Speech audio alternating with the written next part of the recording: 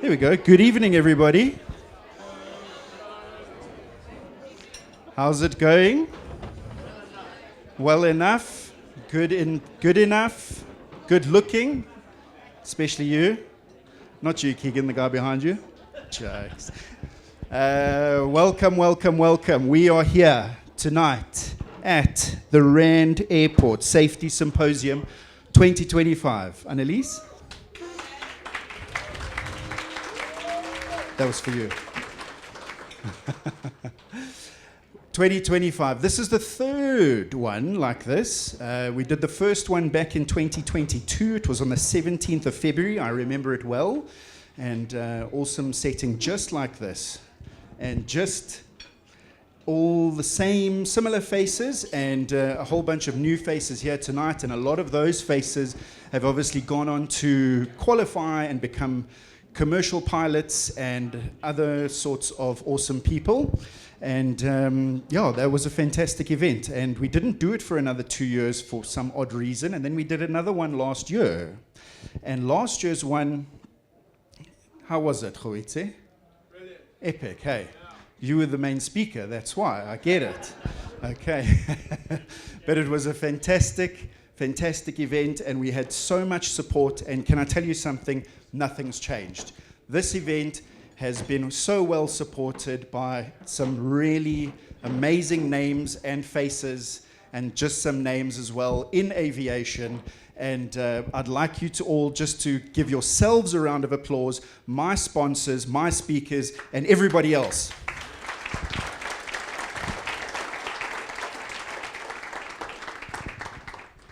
All right. Okay. Tonight, we will... Can I have my little clicker, please? There it is. Tonight... sorry, can we have the other presentation, JJ? All right, so tonight we're going to be kicking off with arrivals and registration. We've done that already. Good job. And we are now doing the welcome address. I want everybody just to remember to, if you haven't taken photos, please do outside the photo booth. Has been sponsored, and some really cool, you'll get your little photo strips as well, and you can stick them on the fridge or, your cupboard, bathroom mirror every morning, whatever you need to do to motivate yourself, stick those up. They are being printed, so just at a bit of a later stage, go and check to see if you've got your photos. All right. Welcome. Then we're going to be graced with the speaking prowess of Keegan Glanfield, a senior first officer at SAF Air, Fly SAF Air, and he's going to tell us about building a safety toolkit in aviation. Correct? Excellent. And then you're going to have speaker number 2, who's a really good-looking guy that I've met once or twice. And I'm going to talk to you a little bit about a financial journey in aviation, what that looks like, and to be able to protect that financial journey for yourself. Okay? It's very boring, very long, probably about 2.5 hours, so get comfortable. And then we're going to hear from JJ Lechransi, who's one of our main sponsors of this evening. You'll see the very cool personal systems table talkers on every table. If you're running low on power, guess what you can do? Plug yourself in there, okay? You'll see all of them have got little charger goodies there.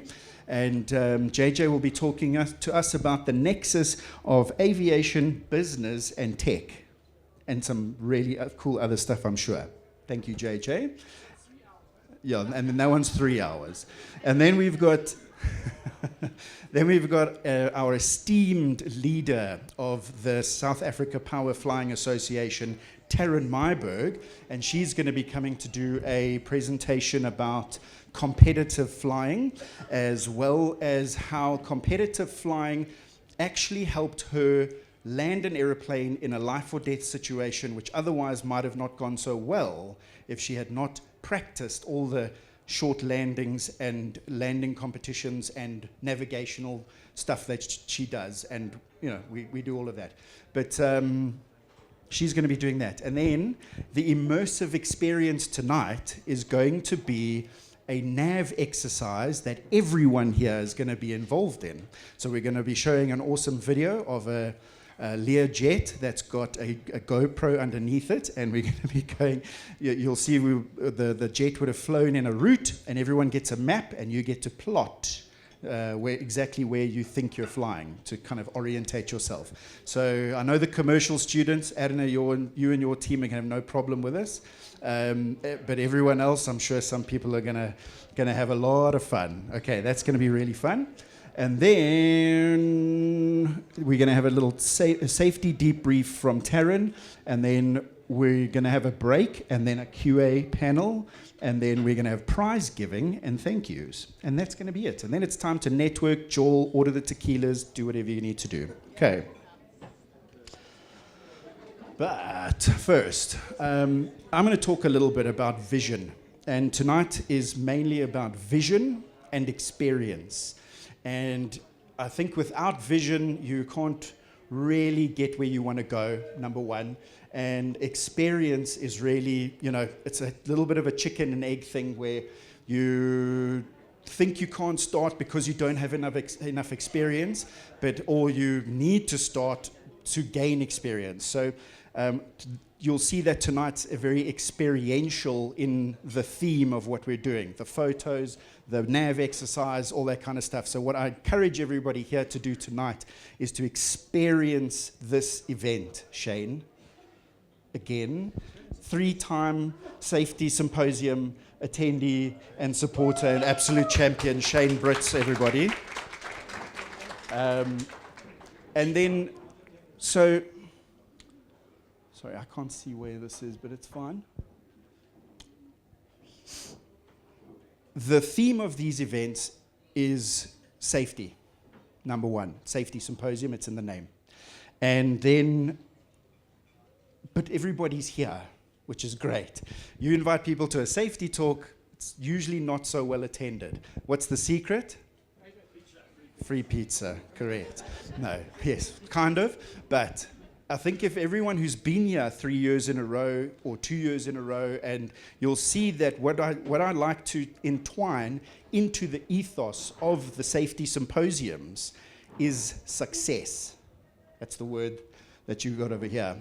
And the reason I've come up with this idea is that I've spoken to thousands of pilots. My job is to speak to pilots and to help them with insurance and financial planning and that rewarding journey. But I've noticed that there's some pilots that are a certain age and they're still struggling. They're not like where they want it to be. Their career path wasn't as easy, or for whatever reason, they're in a different position than someone else who maybe has started at the same flight school as them. Like, they're in completely different positions. One's a captain on a global, and the other one might be a, second officer on an Embraer 120 after 20 years of flying. And I'm trying to figure out why is that, And not that that's a bad thing, I'm just saying, the differences. And so the theme, the ethos of the safety symposiums is inspiration. Everybody here that comes to talk to you tonight is going to talk to you about safety, but I've also asked, and it's all through the other events, them to please bring an inspiration element of it into their talk, and to give us give us success factors that they employed in their journey to get where they are. So it's a little bit of a safety event, but a lot of success. That's what we're looking for, because I can tell you right now, a successful pilot is a safer pilot. Someone who's not too worried about if there's more month at the end of his money. The pilot that's got a little bit more money at the end of their month, a much better pilot, I can tell you that right now.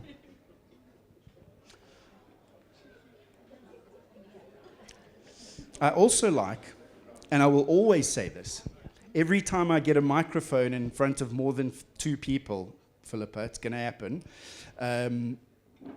we are absolutely privileged to have the infrastructure and the framework and the ability to have free flight in South Africa.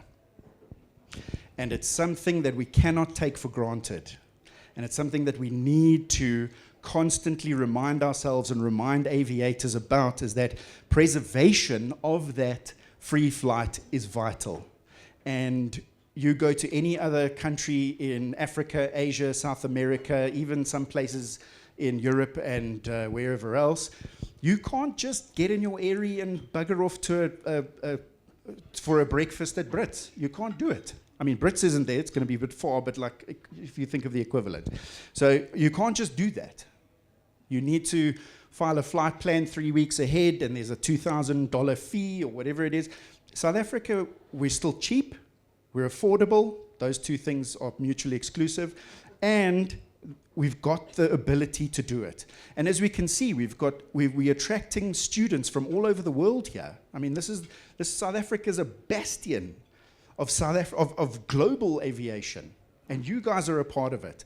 And we need to do everything we can to preserve that. And that's why I also encourage everybody to join the Aero Club of South Africa. If you're a pilot in whatever capacity, support the Aero Club of South Africa. They're at the forefront. They're at the coal face of keeping you and your airy in the air with as little over-regulation as possible.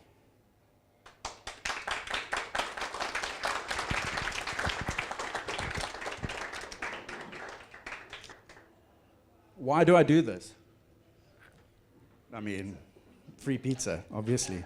Why do I do this? I do this because of all the stuff I've just said. I love aviation. I love you. I love being able to do this. I love being able to just speak on a microphone. Actually, that's the real thing I love doing. It's just being able to yap and keep people engaged, hopefully for a long enough time.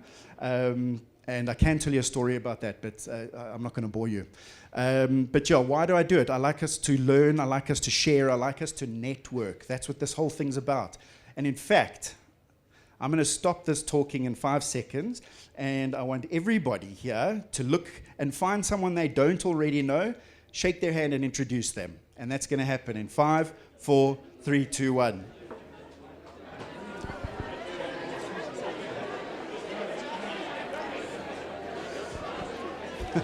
I'm David.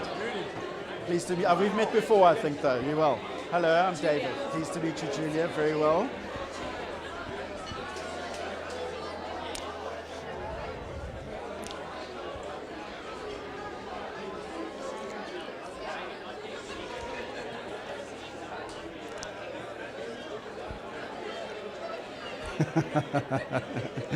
Right. See. How's that for an icebreaker?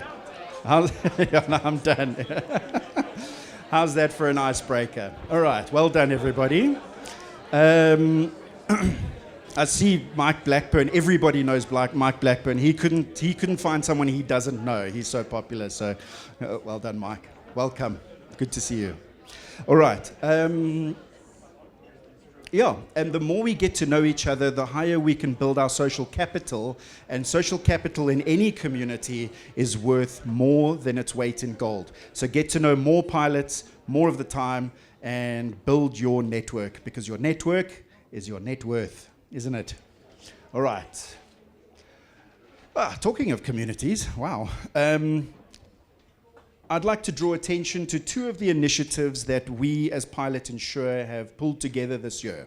And after a lot of work of planning and a little bit of marketing and trying to understand like what gets aviators ticking, we have put 2 things together, in fact. The one is called the Captain Circle, and that is spearheaded by Frans Smit, who is my business partner and founder of Pilot Insure.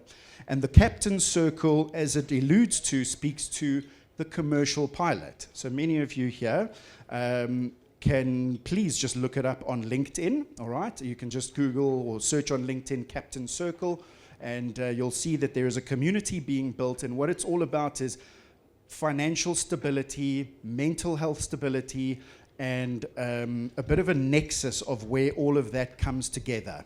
And right now, you'll see that there is actually a 30-day boot camp that's busy going on for pilots and their finances. And it's made really applicable to the way that pilots talk and think. And we've done a hell of a lot of work in trying to understand the psychology and all that kind of thing. So if you are thinking about, just any kind of financial guidance, whether it's in investments, whether it's in any of insurance, any of those things, the Captain's Circle provides a platform for you to be able to do that, as well as, just give you the account or give you the tools to be accountable to yourself. And that's a really, really cool initiative. And if you haven't already, please reach out to Franz Smit. He'll be very happy to chat to you about the Captain's Circle. And there's ongoing webinars, there's ongoing all sorts of online content that you can get involved with. And that was actually built on. Oh, is this someone else's water?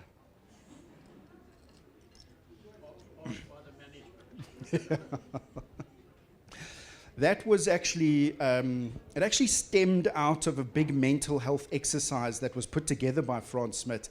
And you'll actually see that there is a big link between mental health and mental stability and your finances.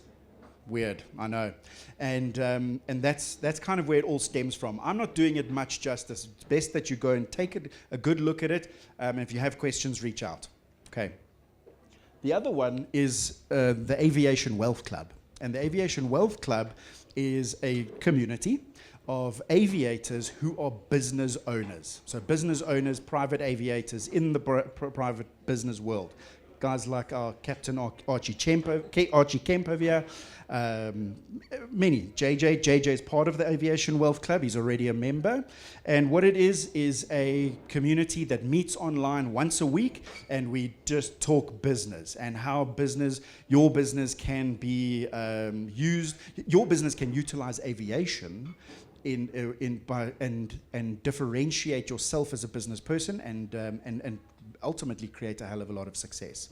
And so that's how we want to just create more community, more places for pilots to come, aviators, not just pilots, aviators to get involved and to connect with each other. A lot like this. All right. Pilot ensures vision very quickly. Do you know what? I'm going to save this for my presentation. Children's flight. Right. Everybody knows the children's flight. If you don't, raise your hand if you don't know the children's flight. Someone, please don't throw anything at those people. We'll educate them, don't worry.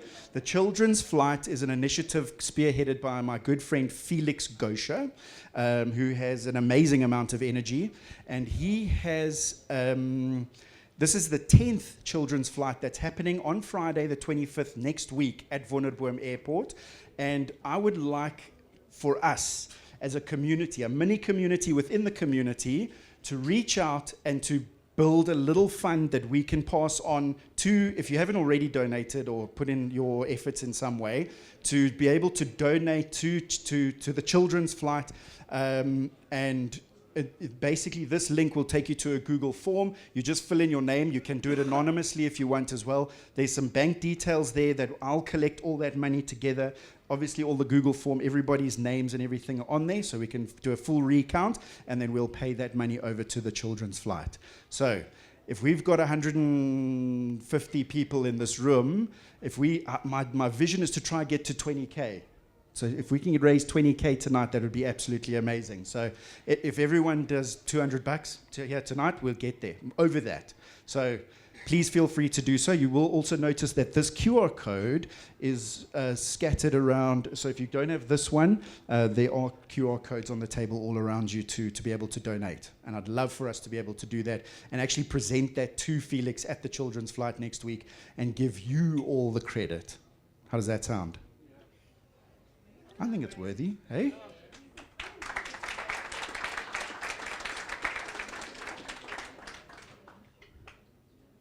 Right, tonight we're going to hear from Keegan, and then we're going to hear from me, and then we're going to hear from JJ, and then we're going to hear from Taryn. So, and then we're going to, I've already told all of this. That's great, fantastic. Again, mental health. We do have a representative here tonight, Dilly, who is from Mayday SA, and I just want to, I'm always going to say this as well. This is the other thing I'll always say when I'm in front of people. Mental health, people, it's very important. I mean, I'm a zillennial, and do you know what that is? So no, it's like the nexus of Gen X and millennial, right? And mental health was taboo growing up in the 80s, 90s, and early noughties. And if you were sad, you got a clap, or if you were depressed, you got ostracized, or if you were anxious, you were told to exercise. Like all of those things help. A clap and ostracize. No, they don't. They don't help. What does help is getting help. And there's absolutely no shame in it. None. Like, think there's shame? Don't. There's not. Reach out. Speak to your friend. Speak to your brother, your sister, your parent. If you don't have any of those, or friends, speak to me. I don't mind. I'm not a professional, but I'm going to point you in the right direction. Hopefully. I'm going to tell you that it's okay, just today. I am. Anytime, Emil. We need to do another coffee, please. But what I'm saying is, and it's very important, everybody, if your mental health is struggling, if you're feeling sad more than usual, more anxious than usual, okay, talk to someone. Pick up the phone, WhatsApp someone. And there's always a reason to do it. There's always a reason to carry on tomorrow. Okay. Orphan Mayday.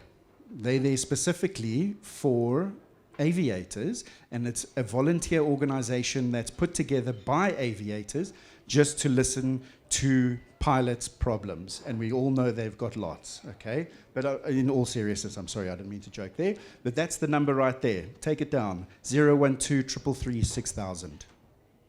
Mayday SA. Cabin crew as well, not engineers, you say? Okay.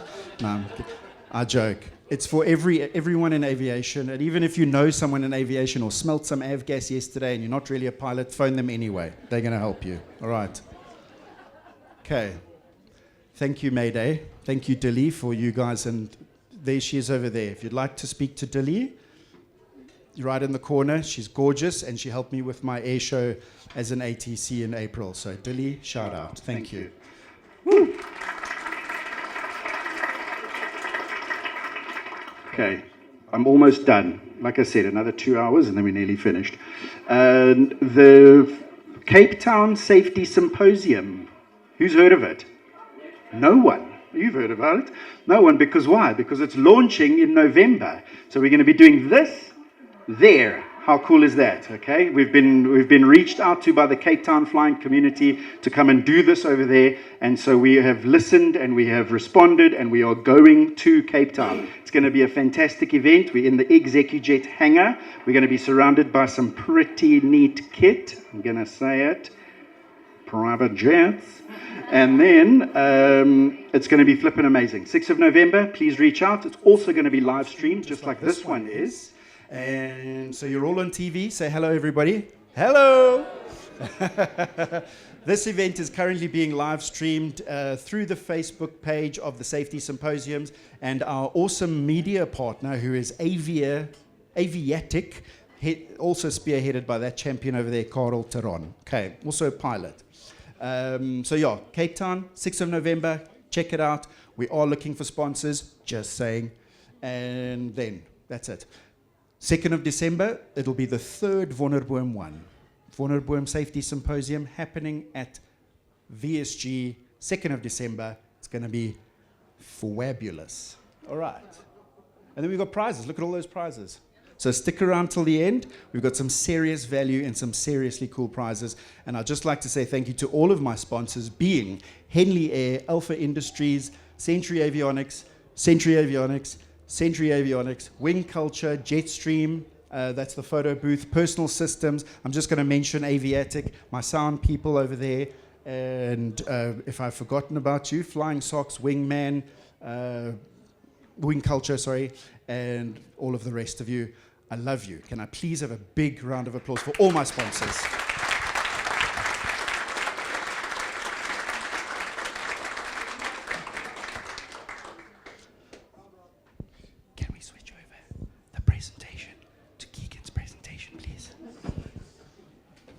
Ladies and gentlemen, this right here is a champion of a human that I met during lockdown.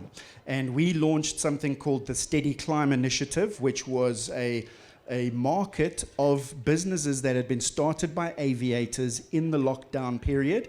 And we organized fly-ins at the Rhino Park airfield for lots of pilots who could still fly in that lockdown time to come and be the audience and market for our people who started businesses in that time. And one of the businesses that was started is the Flying Socks Company.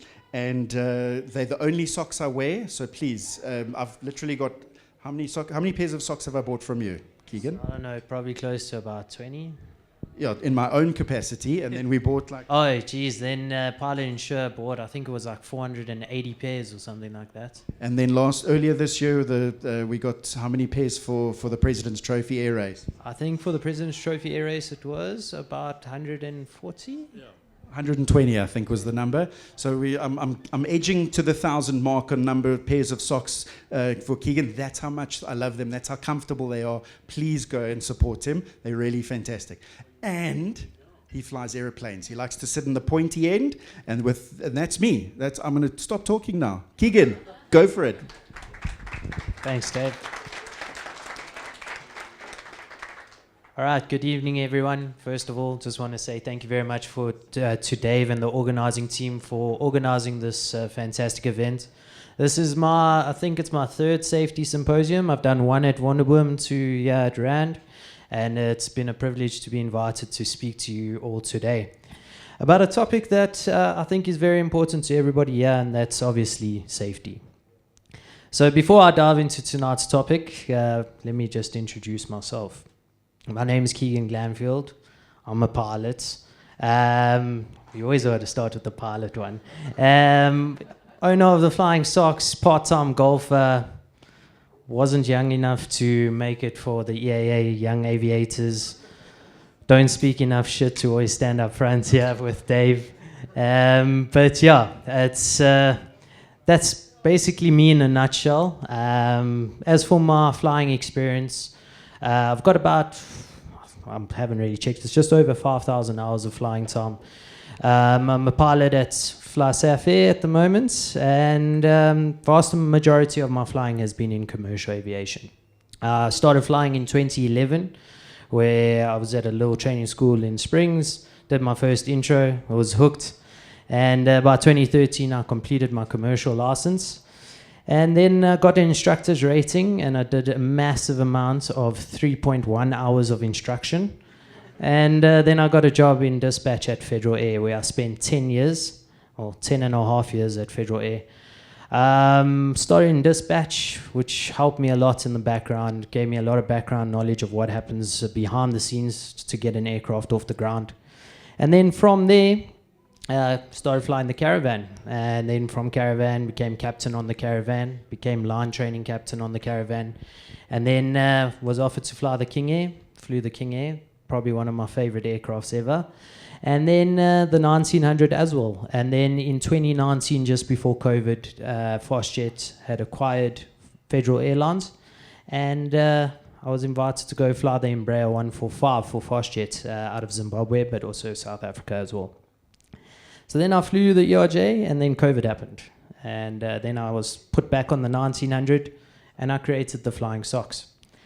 And then after that, it recovered quite well, aviation. In 2021, I became a captain on the ERJ, and later on became a line check captain for FastJet. With the line check role, obviously you get to experience different things. You get to experience different types of pilots. A lot of different operational experience that you do get, and you are exposed to a lot of safety related scenarios, and that really opened my eyes, and it showed me that in commercial aviation, especially airline aviation, there's a lot of structure, where in general aviation I don't believe there is as much structure. So I'm going to try and bring that to you today in the form of a safety toolbox. So we're going to explore this toolbox and what goes into it, and how you can build your own version. You can build it no matter where you are, what type of flying you do, no matter what type of pilot you want to be. You can build your own toolbox. It's all about becoming a safer pilot, being more thoughtful, and better prepared. So, I forgot to skip to there. That was all the aircraft offload. Then, the core concept of the safety toolbox. So it's a collection of mental strategies and practical procedures. They're all there to help you to have access to and to build on it, as I said, to make you a better pilot. This toolbox doesn't make you a perfect pilot though. It's there to help you become more prepared, more professional, and continuously improve. It's not a one-size-fits-all. I've built this toolbox over years of experience, and it's the things that work for me. Through your aviation experience, you'll build your own toolbox and find the tools that work for you. There's no golden bullet, unfortunately, in aviation. There's not going to be something that will completely eradicate all aviation accidents and incidents. But this will definitely help you be more prepared, so when the things don't go right, you know how to handle them. So what is this toolbox made for? It's designed to help you become more prepared, more self-aware, more resilient, so when something does go wrong in the flight deck and you have that startle effect and you need that fight or flight, you choose to fight instead of flight. And then, most importantly, be more proactive about your safety and the safety of those around you. So much like an actual toolbox, it's not about having the right tool ready for the right, it's about having the right tool ready for the right situation. Not every flight will require every tool. But when things start to go sideways, and sometimes they do, it's the pilot with a well-stocked mental and procedural toolbox who handles it best.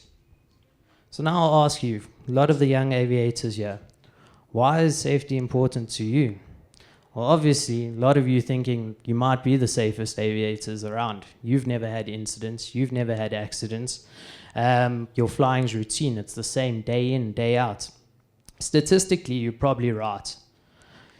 GA flights happen all the time without any incidents. But let's look at some of the numbers here in South Africa to put it into perspective for you. So there's general aviation accidents over the past 3 years. You can see there's 113 in 2022 to 2023, 97, so it is a decrease. And this current year to the July, it's an estimated value using the aviation safety network, we are sitting at 88. So at least the accidents are decreasing. But if you work it out, even this year, it's 8 incidents or accidents a month. That's a lot. Fatal accidents, you can obviously see 9, 13, 9. We want to try and decrease that to 0. You don't want any fatal accidents. You don't want to lose any of your friends that are sitting next to you. So what I've done is I've gone in and I've checked more of the insights. So for the key insights, most fatal GA accidents obviously involve private or training flights, since that is 95% of general aviation. Over 30% of the incidents occur during the landing phase. That's understandable. It's a very task-rich environment there, a lot of traffic, ATC, wind changes, so that's understandable. But the one that's very important to me is the pilot error, especially among pilots with under 500 hours, remains a leading cause of accidents. We want to try and give you the safety tools to make sure that you don't become one of those statistics.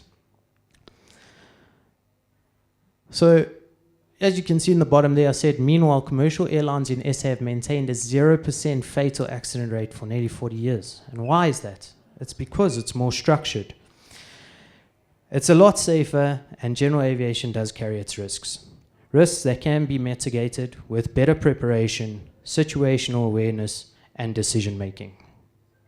So now I'm going to ask you again, why is safety important to you? Anybody? Why is safety important to you? 100% want to stay alive. Anybody else? Well, preferably not, yeah. It seems like safety is only important to one person here tonight. So there we go, you got a daughter. So perfect. That's exactly where I'm leading to. So why is safety important to me? Safety is important to me because I have a family. I've got a 9-month-old kid, I've got a wife, and I want to make sure that I come home to them every single night after a flight. It's the same as the 189 passengers I'm carrying behind me. I want to make sure that they all get home and see their families. So safety should be important to everyone.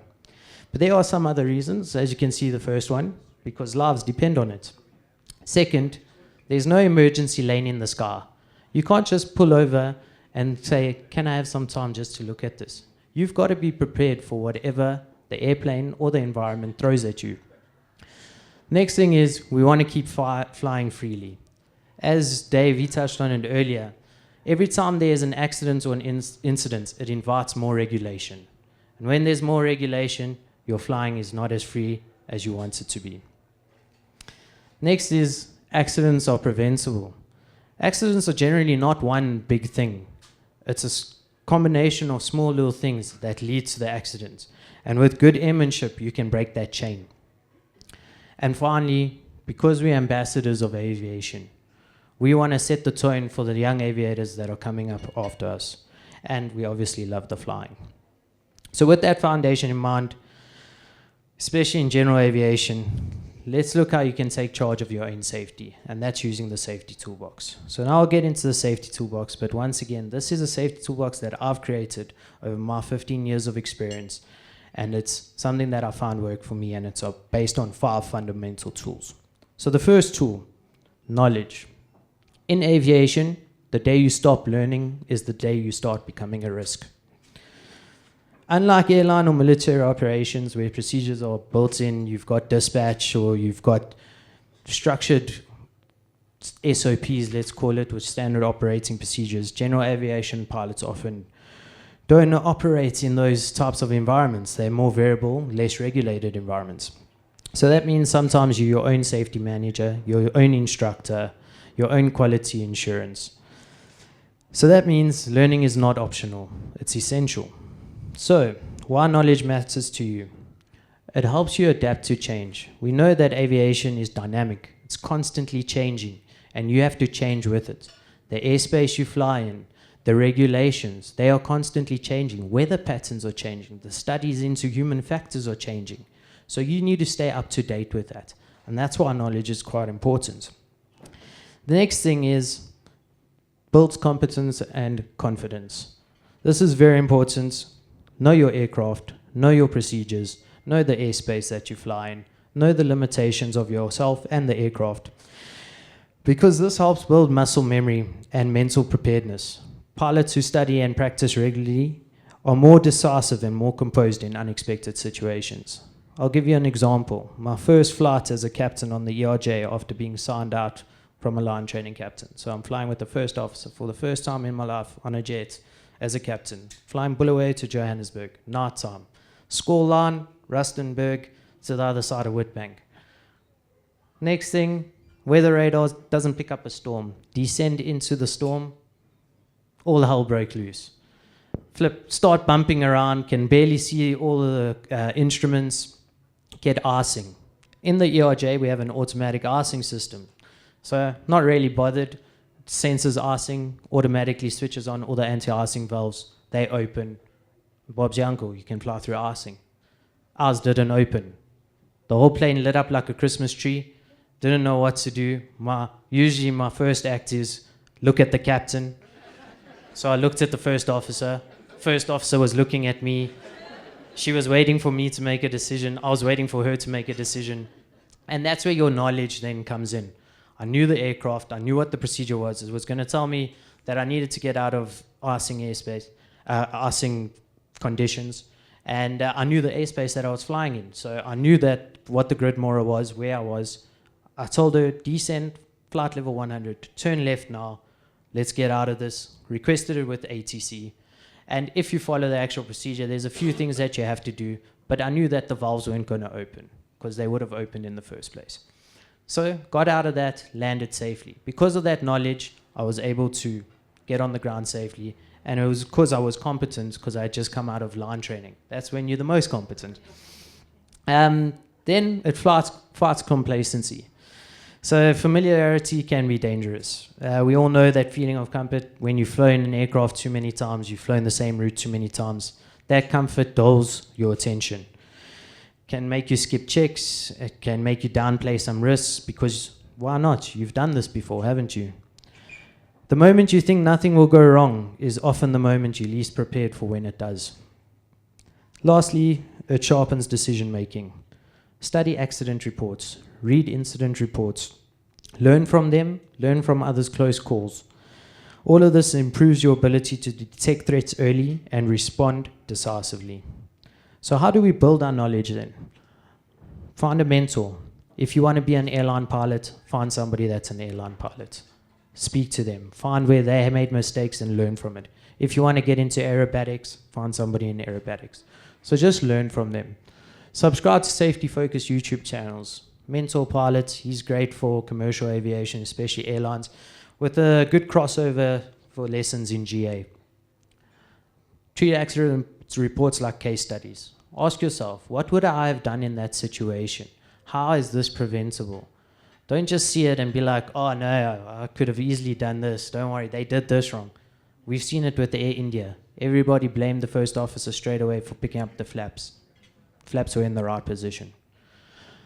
Then, sign up for refresher training or online safety courses. Read and understand your manuals.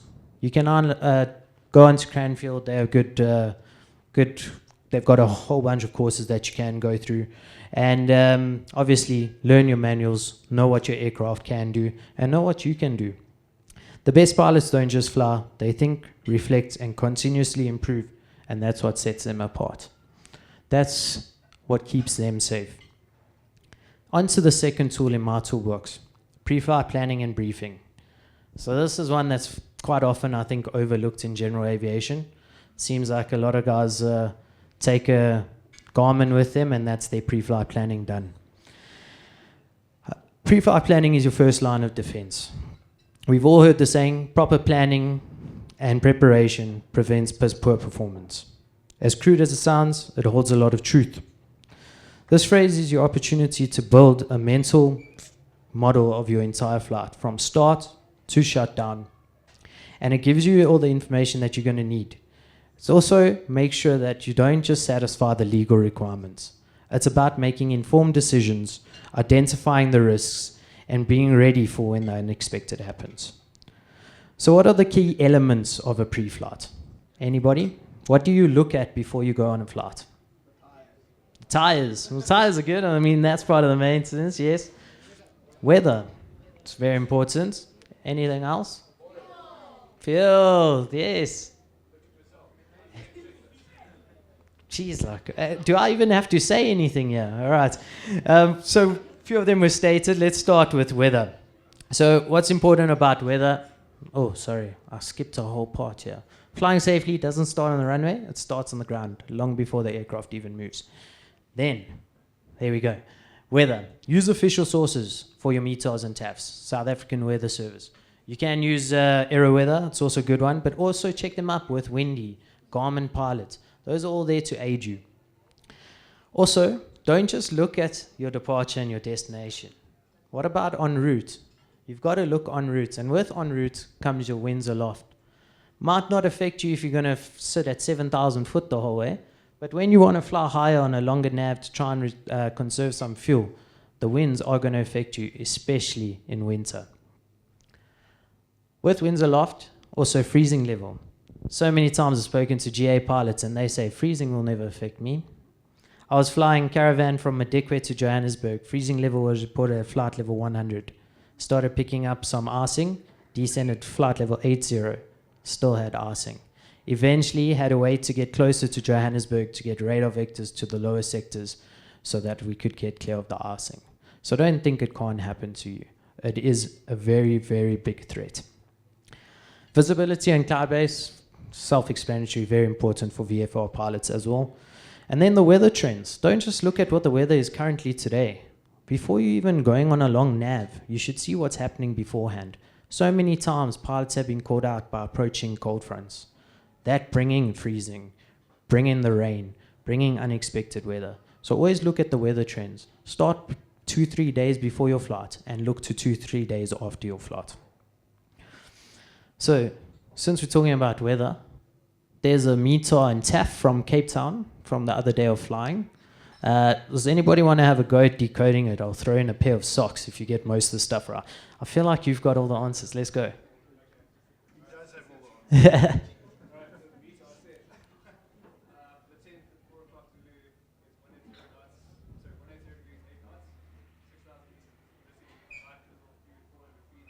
You can stop there.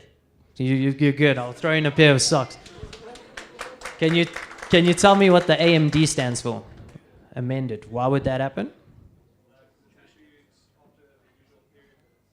Okay. It's the last one for you. You can come select a pair of socks later. Okay, fair. Then, significant weather chart. No more from that table. Significant weather chart. Let's look here. No more. And I'm not going to ask anybody around. Anybody want to have a go at what this is over here? Anybody?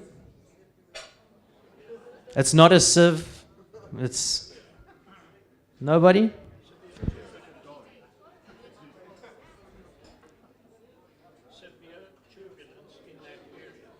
Yes? Okay. Severe mountain waves. I go from 2. But I know that you got socks the last time, didn't you? Yes, that is severe mountain waves. You get that quite often in winter in Cape Town due to the winds. I'll give you a pair of socks too. Don't worry. Did you ask the man next to you? Okay, good. Okay, then the next thing with the pre-flight planning is the fueling. They did say fueling there. Quite important to remember your taxi, climb, cruise, descent, alternate fuel. Quite often in general aviation, you only plan with one alternate if you plan with an alternate at all. I'd suggest always plan for 2 alternates, and when you're going to plan for your fuel, plan for the furthest. All right. Contingency fuel, final reserves.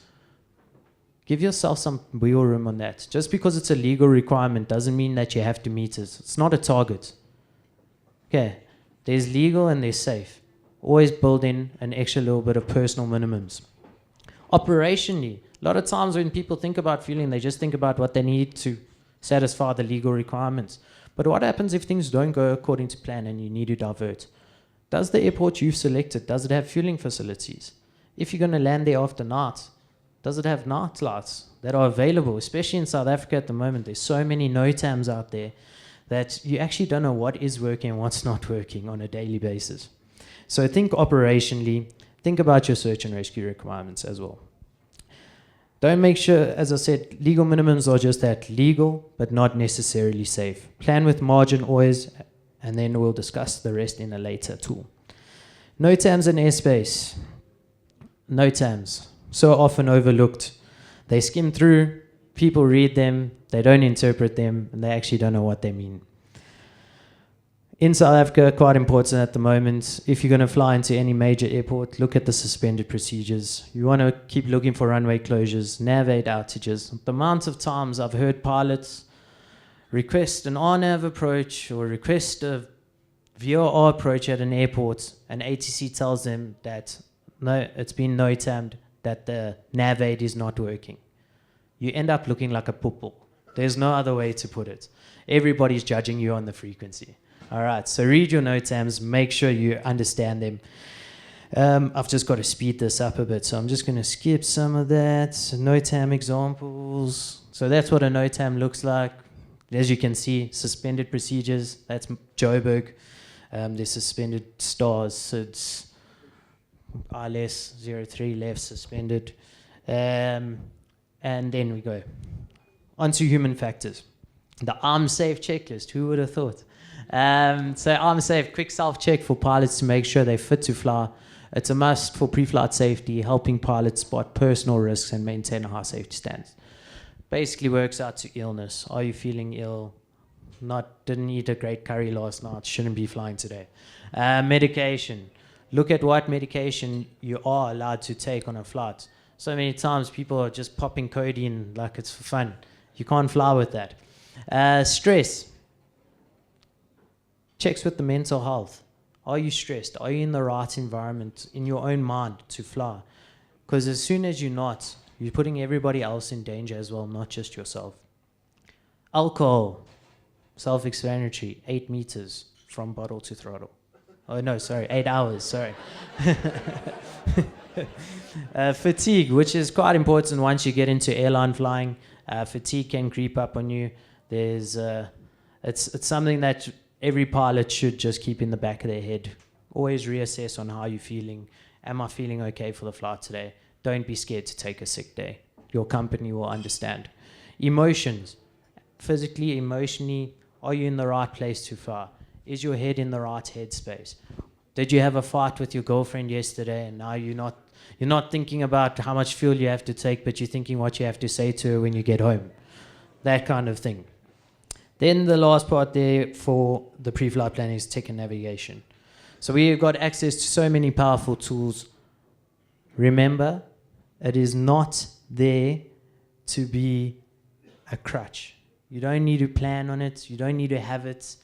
It's an aid. It's there to help you when you need it. You should know how to do navigational planning. You should know how to do your pre-flight planning.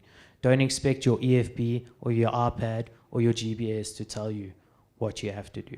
All right. But if you do use them, make sure they are up to date.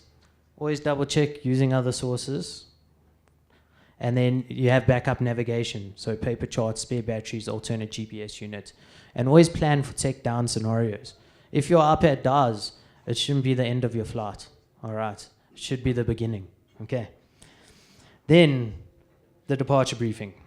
So quite often the most overlooked step. Even in GA, especially if you're flying solo, give yourself an out loud briefing.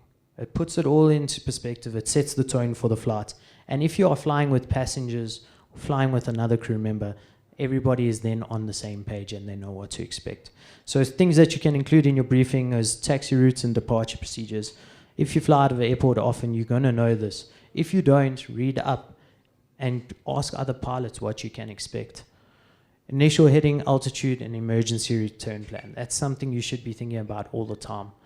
What to do in case of an engine failure after takeoff. This is something everybody should be asking themselves. Quite often, you go into an airport that you've never flown into before, never flown out of, and you don't really know the area well.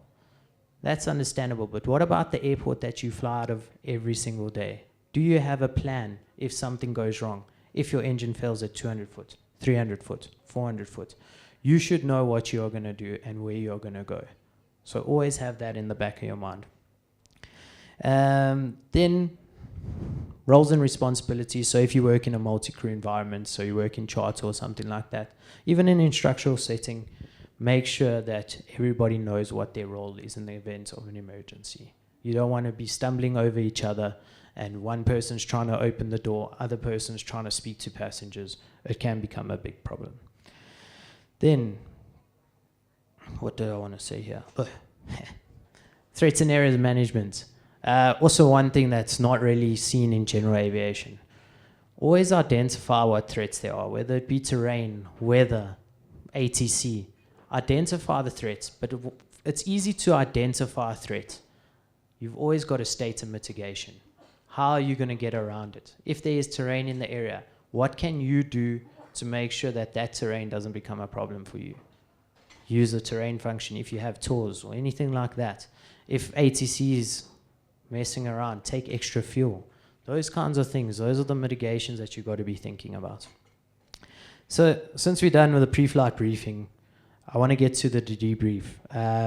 But with the debrief, there's a new way of thinking that I want to talk about, which is safety 2.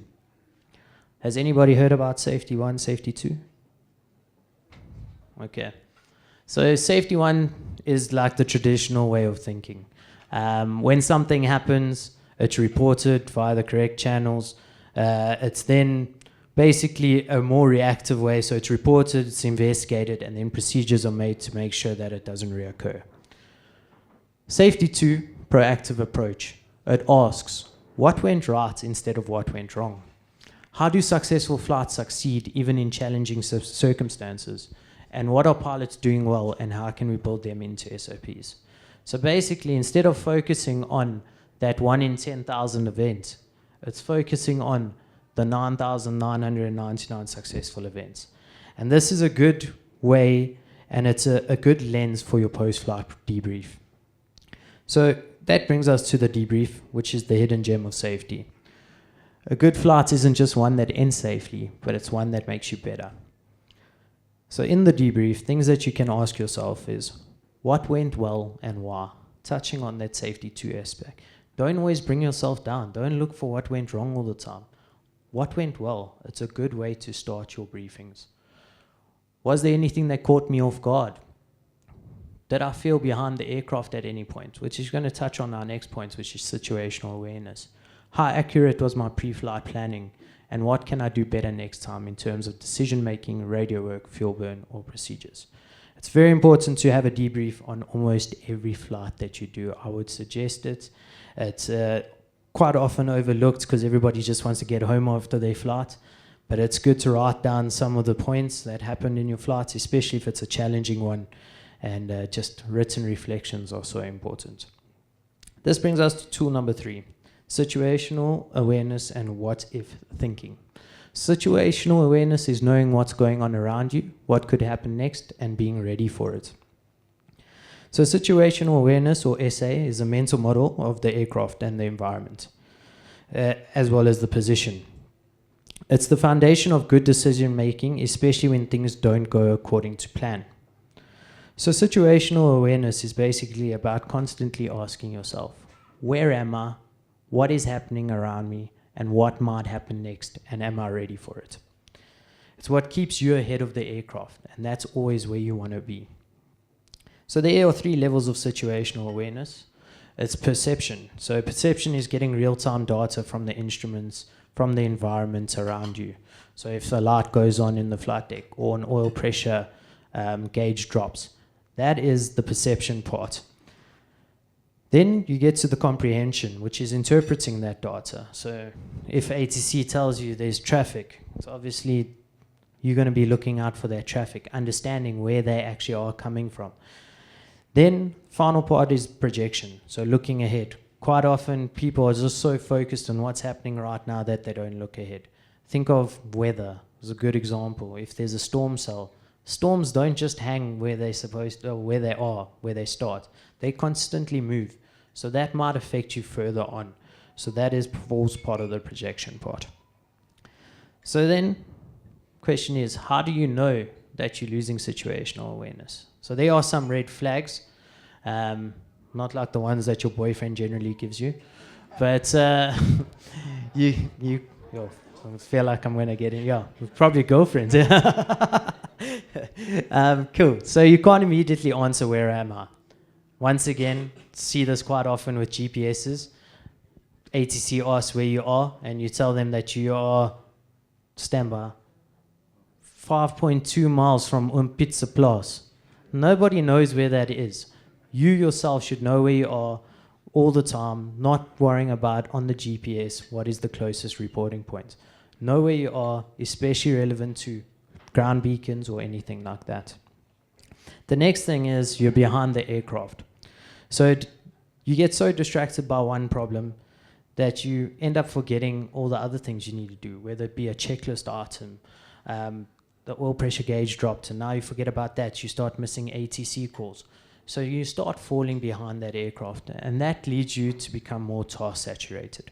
So with you being task saturated, you're unaware of the bigger things happening around you. Could be focused on having to do a bit of a fuel calculation. Get so focused that you miss a checklist item, or you didn't notice that the oil pressure is dropping, the engine RPM is fluctuating. So don't get fixated on problems. This then leads you to feel rushed or overloaded. We've all been there. We've all lost our situational awareness at some point, and we're all going to probably be there at some point again. What matters is how you respond. When you feel that you're slipping away and you just feel like you've lost your situational awareness, slow it down, recenter yourself, and remember the aviation mantra of aviate, navigate, communicate. Whenever I've had issues in the flight deck, I've started a timer. As soon as something goes wrong, I take a step back, I look at the bigger picture, and then from there, I'm able to make a plan using my decision-making models, which we'll get to just now. So what can we do to help improve our situational awareness? Knowledge, as discussed previously, helps, and good pre-flight helps, but also using the what-if model. So what-if thinking. What if I lose power after takeoff, as we spoke earlier? Know your best glide speed, the emergency turn, and the return plan. What if weather deteriorates en route? Identify safe alternates, or if you're going to hold.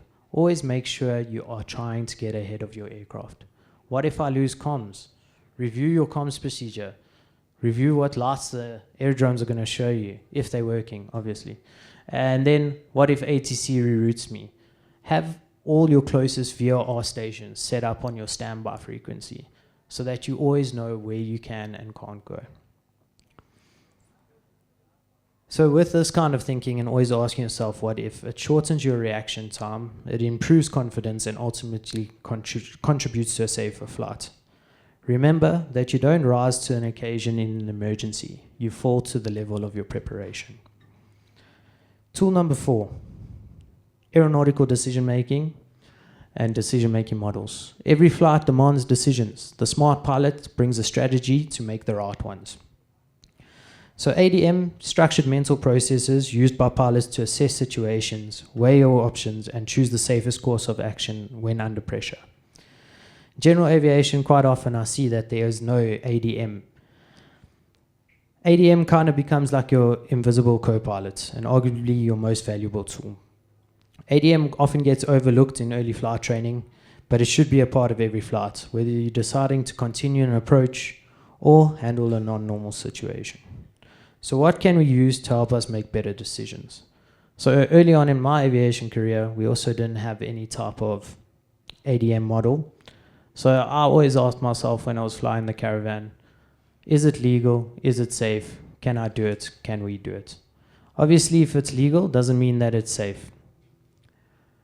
When I ask myself, is it legal? It's just satisfying all the legal requirements of making a decision. Asking then myself, is it safe? Is it going to be okay? Is there a bit of a buffer built in for myself? Obviously, there's lots of options that you have to look at. Can I do it? Am I current? Have I done this before? Do I feel comfortable making this decision? And then, can we do it? If you're flying in a multi-crew environment, it's easy for you to just overlook the person sitting next to you. Always think about them as well. Just because you feel comfortable doing something doesn't mean that they are. So always check in with them as well. But then, luckily, started in the airline world, and I was introduced to more formal ADM models that gave structure, clarity, and confidence during high-stress moments. First one was TDODA. So you can see it's broken down to time, diagnose, options, decide, assign, act, review. Time, think about how much time you have. Think about fuel. Think about, are you on fire? Those are the types of things you're thinking about time. It's not physically just time right now. Diagnose. What's the problem? Get to the core of the problem. If you see an indication in the flight deck, it doesn't mean that that is the only issue. Make sure you correctly identify the problem and you follow the correct procedure for it. Options. What are your realistic options? So we've all heard about suitable or adequate aerodromes. Your closest aerodrome might not be the most suitable. They might not have fire, safety, all of those rescue services, might not have lights that are operating. So always think about your suitable options. Then once you've checked out all your options, you make a decision and you choose which is the best one for the most safest outcome. Assign, act. That's you assigning roles to yourself. Tell yourself, ask yourself, what do I need to do? What else can my fellow co-pilot do? What do they need to do? Can they speak to ATC? Kind of alleviate the pressure of yourself. You don't need to do everything yourself. If you are flying solo, I'm sorry. Then you have to do everything yourself. Review. Always check if there was bad judgment chains. See if you made a mistake somewhere or if you got distracted at some point and you have to then restart your model. The second one that we now use at SAF Air is T4 EDEC. Very similar to TDODA. I find this one a bit better, to be honest. The time, once again, it's very self-explanatory. Facts, that's the new one brought in. So what do I know for sure? So basically just looking at the facts. What led up to the situation? What happened just before this light came on or that oil pressure dropped? So knowing what the facts are and what is actually the problem so that you can use the correct procedure to secure the aircraft. Options, once again, we've discussed that. Risks and benefits. So that kind of included into the options part. When you've got your options, you've chosen what are the suitable aerodromes you can go to. What are the risks and benefits of each aerodrome? And from there, it helps you make an easier decision to decide on where you have to go, which leads us to the decision part, the execute, which is the same as the assign, and then the check, are we on the right path? So what's important to remember with the decision-making models, they're not checklists. You don't need to read them item for item. You don't need to recite them word for word. They exist just to give you structure. They replace the guesswork with some judgment when it matters most. They are dynamic and can be used in all flight scenarios. You can even use them in everyday life, even if you're having a fight with your boyfriend or girlfriend. The last tool that I want to talk about is your personal minimums. Every pilot has limits. The best pilots know them, respect them, and they fly within them. Unlike airline flying, as we discussed earlier, operational limits are enforced and managed by SOPs. General aviation often relies on pilots' own judgment. That's why you need personal minimums. It's your own safety buffer. They predetermine limits that protect you from the subtle pressures, emotional bias, or complacency. Just because it's legal doesn't mean it's safe. Personal minimums gives you the power to say no today with confidence. Good examples of personal minimums, just some that I put there. Obviously, flying VFR. Instead of flying 5Ks viz, give yourself a bit of a buffer. Make it 8Ks. Make sure that you feel comfortable. Cloud base goes with the VFR, with the visibility. Crosswinds, same with that. Fuel reserves, we already discussed. And recency. Just because you have to do 3 takeoffs and landings in 90 days doesn't mean you only have to do 3 takeoffs and landings in 90 days. Make sure that you are recent on the aircraft that you're flying and you feel comfortable. Because it's all great when everything goes well, but as soon as things start going wrong, that's when you're going to it's going to head into issues. So when setting these limits, it's quite important to remember that these limits should reflect your experience and your recency, as we discussed about recency. Your aircraft type, when last did you fly that aircraft type, goes in with recency. The mission complexity, have you done this before? Is it more complicated than normal? Is it something you're doing for the first time? It can get very, very difficult. Then your personal comfort and proficiency. Remember, this is all about your personal minimums. This is what you feel comfortable with. So set them accordingly. Why setting your own personal minimums is important? Well, many accidents occur not because of skill, but because of pressure, or self-imposed or external. For those flying, getting their comm done, maybe you've got time pressures, you say you have to get this nav done. You're putting that external pressure on you. And then it's going to make you push the boundaries a bit more. Don't put that pressure on yourself. Have your set personal minimums, and that will help you mitigate that part. As for the clients waiting, that's more for the charter people. We've all been there, flown charter, your clients are waiting, they need to get to where they need to get. They don't care about the weather, they don't care about your serviceable aircraft. They've got to get there, they've got to sign a tender, and they've got to make sure that they're there on time. So quite important to make sure, once again, you've set your personal minimums, you stick to them, and don't let anybody else pressure you into a decision. It's not that bad, I've done worse. Just because you've done it before and you got away with it doesn't mean you're going to get away with it again today. Once again, stick to those personal minimums. That's all when the good pilots get caught out. So I've had flights personally where my own personal minimums have helped me. Flying the Caravan in the low felt, I set minimums for myself where I didn't want to go below a certain cloud base. Legally I could have, and I didn't. Ended up diverting, told the company was happy with my explanation. Company with a good culture's not going to worry about that. Saying no isn't a weakness, it's wisdom. No one will ever question a decision made in the interest of safety. If they do, that's not the kind of voice that you should be listening to. So finally, to conclude, this is your own toolbox. You must build it, you must use it, you must share it. Those are the tools in my safety toolbox, the ones that I built over years and continue to refine, but as I said before, it's not a one-size-fits-all. Remember, your safety toolbox is not a theory, it's a commitment. It's something you should commit to every single day. You build it through learning, reflection, and honest evaluation. Be honest with yourself. If you messed up, accept it, but learn from it. You use it when the pressure builds and the margins shrink, as we've spoken about a lot of times, about the non-normal situations that you get yourself into. Use those tools in those non-normal situations.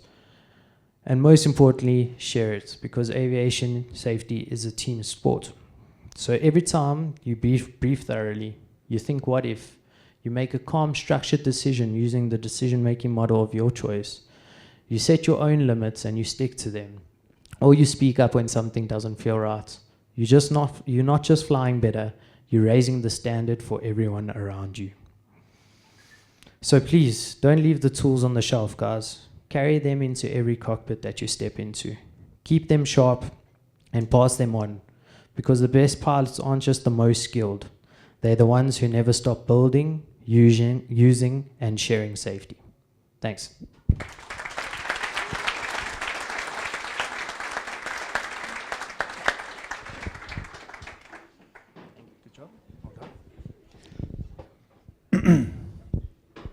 I think we can all agree that Keegan knows his safety stuff. And while it was a slightly longer presentation that we were used to, that I think is very important, because somebody had to hear everything that he said here tonight.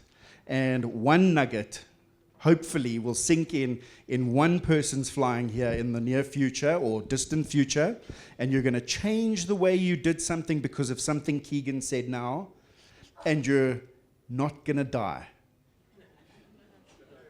So say thanks, Keegan, for saving your life. Big round of applause for Keegan. Thank you.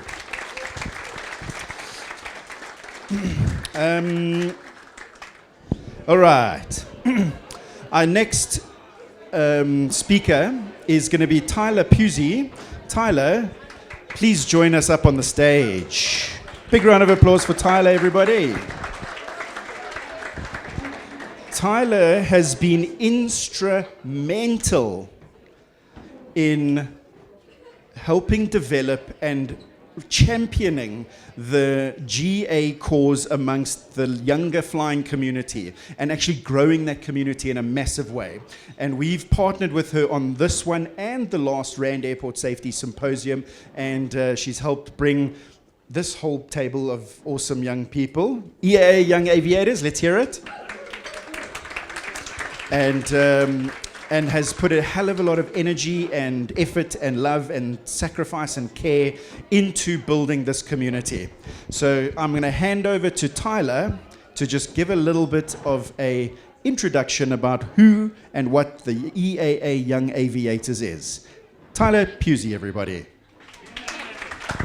Thank you, everyone. I'll just keep this very short. I just want to do a quick introduction because I saw a lot of new people from different schools here today.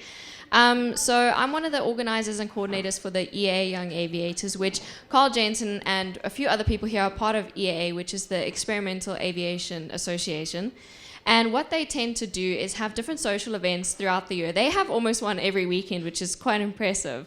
They just get together, talk about airplanes, have a social. It's quite nice to see. So what we wanted to do is create one for more of our age group. So anyone between the ages of 16 to 30 years old is more than welcome to join.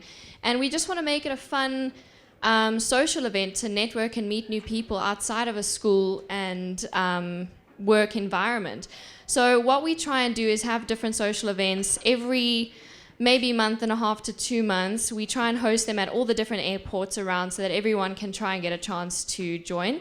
We do speaker events just like this where we get people who are already established within the aviation community. So anyone who's done something very, well known, like Carl. Carl was a speaker at one of our very first events, which was quite cool to hear his experience. So it's just nice to get first-hand knowledge from people who have been in the industry for so long. And then we also have different social events, like we collabed with Pilot Intro last year for the Safety Symposium. We've done pancake fly-ins, we've done games day fly-ins, which actually Taryn helped us with, so I'm sure she's going to do one of those again today, which was actually quite fun. So yeah, we just try and host different social events so that people can network and actually make friends outside of their own school environment. So for anyone that is interested, you're more than welcome to chat to me afterwards if you have any questions. Otherwise, on Instagram, Facebook, and I think WhatsApp, but I think you'll find the number off of Instagram and Facebook. We've got pages there with all the other events that have been done already linked on there. You can go onto the website, it's ea.org.za. And the membership for a year is 250 Rand. And what that gets you is one of these, if you wouldn't mind just holding it up. Thanks. So it gets you a personalized young aviator safety vest, because everyone at airports always needs a safety vest. What you also get by signing up is an electronic loyalty card. And so you get different discounts to different aviation stores. So Pilot Insure is one of them, Flying Socks, Wing Culture, Aeroversity. I'm trying to think of all the others, Infinite Aviation. There's a lot of different, there's probably about 10 or 11 different companies within aviation that have partnered with us to actually give discounts to all of our young aviators. So upon sign up, you get a personalized safety vest, an electronic loyalty card, and then you also get added to a WhatsApp community group chat, which will then just allow you to ask questions if you need help with an exam. Oh, sorry, that was very loud. With an exam, or if you need to go to a fly-in, if somebody has space, you can say, hey guys, does anyone have space for me? You know, I need a seat in a plane. It's just a way to network and actually make friends outside of a school or work environment. So that's the goal. Anyone is welcome, whether you're a member or non-member, to any of the future events. Please feel free to join us. We welcome everyone who's new. And yeah, we just want to make friends and meet new people. So yeah, thank you so much, Dave, for letting me collaborate with you today, and I really appreciate it. So yeah, thanks, guys. Thanks, Tyler. Absolutely brilliant. Thank you very much, Tyler. And yeah, starting the network and community culture nice and early, and building that stronger aviation culture industry community. You call it. It's beautiful. I love it. All right. We are going to talk about Pilot Insure and who I am and what I do for a day job. It's very, very, very, very interesting. And I'm the only financial advisor in the country who gets to spend most of my time at airports and gets to go flying with my clients and gets to love aviation and do awesome things like this. So if you're a financial advisor, don't do it. It's terrible. It's really bad. No, I honestly, I love what I do. And I've been in aviation-related insurance for 18 years now, as you can see. And I spent 10 years insuring aircraft all around Africa, South Africa, in fact, the world. You know, any type of airplane you can think of, I've probably insured one. And then I transitioned into the long-term insurance, which is the financial planning, which is insurance, investment planning, retirement planning, all that kind of thing. And while insuring aircraft was awesome, insuring people and ensuring financial success and ensuring people's security as a family is just so much more rewarding. And that's why I haven't even wavered for the last eight and a half years of being with Pilot Insure and becoming a partner and becoming just, you know, really entrenched in that side of things. Like, I just have not wavered. It's just been such an engaging and rewarding journey for myself. And I get to do things like this. And I mean, look at the, anyway, I'm just really having fun, okay? But it's really rewarding is the point. And why it's rewarding is because I help people chart a course. Everybody's where we are today, okay? And everybody needs to get to a point. Everybody's got a goal of where they want to be someday, okay? And there's a journey between now and that goal. There's a timeline and there's a trajectory of hopefully self-improvement and generating more value and saving some money and becoming better and all those different things. And if you can imagine a little graph starting here and now today, and I get to speak to a pilot and a person and an aviator, not engineers, jokes, engineers included as well. Engineers, because pilots need heroes too, correct? Yeah. So we're all starting here, and I get to help someone chart that path. And some people have definitely already figured it out, and they've got it all on a spreadsheet, and it's working. Great. And then I can look at your spreadsheet, tell you where you're going wrong, because you probably know you're not. I can tell you how to improve a little bit. And if not, I'll tell you this is a fantastic spreadsheet, and I'll ask you for a copy so I can use it for my clients, you know? So but the point is, I get to speak to people, and some people haven't even thought about it.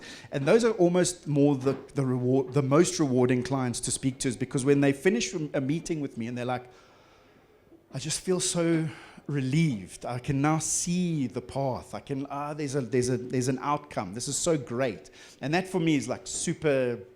I'm going to say it again, rewarding, and. Working and saving money and building a retirement plan and an estate plan and all those investments and offshore and blah, blah, blah, blah, blah. It's all fantastic and super necessary. But what happens if you can't work? All right? The little path that started from down here and went to go all the way up to here, where you want to be in retirement or before that, you're getting halfway and something happens over here. And I can tell you that trajectory from here to here changes very quickly. You either have to settle for something lower than where you want it to be, or even lower than where you are currently. This graph can do one of those. And that's where the importance of life and disability insurance comes into it, because while we can't give you back your flying career, we can give you back the financial stability and the financial growth that you were planning on having over this term. And we give you the tools and the finances. Let's say something happens and it's a temporary medical invalidation. You've got a chronic ear infection and you can't work for 14 months. This thing keeps coming back. You can't fly as a commercial pilot. We've got a product that will actually pay your salary while you're not flying. So especially if you don't have a group insurance from a big airline, and most big airlines actually don't even have them anymore, we can give you something that will pay your salary while you're recovering from this ear infection along that 14-month timeline, let's say. And then the ideal situation is your ear infection goes away, you recover, you get your medical back, and you can go fly again. Perfect. Less ideal. The dame says to you, sorry, this ear infection that you had has now become a neurological issue in the brain, and you're never getting your medical back. That's probably the most scary thing I think I've said tonight and that you've heard all week. Am I right? I mean, Cyril Ramaphosa spoke earlier this week, but I'm sure this was more scary, right? That's when insurance becomes the most important thing. And again, like Keegan was saying, rather have your safety toolbox set up already and not have to divert or be able to have to look for tools to be able to sort yourself out once that's already happened. And so what we do as Pilot Insure, and what our call to arms and our pièce de résistance is the loss of license insurance that we do very well. I don't know anyone that can do it as well as me. Maybe France, my business partner in Cape Town. Shout out France Smith. But I don't think there's anyone else that can do it better than us. And I mean, I'm not even just saying that. I've been doing it I've spoken to 2,000 pilots in my time. And so, I don't mean to brag, sorry. What I'm trying to say is that at that point of permanent invalidation of your medical, we can then, the product that you should have, the insurance policy should pay you a nice big fat lump sum of money to take care of big capital expenses. Becoming disabled and losing your medical permanently is not a cheap exercise. You need to reinvent yourself in some way. Maybe you are disabled and maybe you need a wheelchair conversion on your car. All those horrible things can happen. So here's all the money. You can just have it. Thank you. And we'll pay your salary every month until you turn 65. At the very least, we'll top you up to whatever you were earning before, and that increase that every single year with inflation until age 65. Guess how much? Who's seen a guy called Money Munya on Instagram or TikTok? He's a vivacious not white, South African, awesome financial planner in Cape Town. Him and I are very good friends, and he does an amazing job. And he does these questions he questions people. He says, imagine you contributed $100 a month towards a tax-free savings account, and for 30 years, and you saved it till age 65, and people guess how much it is. And they're like 30 million, and it's not. It's like, it turns out to be like hundreds of millions. But my question to you is, do you know how much 50,000 Rand a month is from the age of 35, increasing at inflation to age 65? Who can give me like a wild guess of how much that is? Like if you had to add up all those paychecks in, 30 years. 30 years earning 50,000 Rand a month, plus inflation every year. 18 million straight plus inflation compound. Exactly. So 18 million would just be if it was 50 grand a month for the rest of those 12 packages, paychecks. Absolutely right. With interest, 75 million. Okay? So if you're 35 and you're earning 50 grand a month and you've got 30 years to go, your paychecks and your current medical is worth 75 million rand to you right now. Okay? And I can work out what the different numbers are if you can give them to me versus age, etc., etc. Anyway, the beautiful thing about loss of license insurance is that that's what we insure. We're able to pay that out so that you can then have the structure in your life to be able to reinvent yourself and get to that point. So have the little hiccup over here. Yes, it's devastating to not ever be able to fly commercially again, but I can tell you what, we're going to give you the tools to be able to get there anyway financially. And that's what I love about Pilot Insure.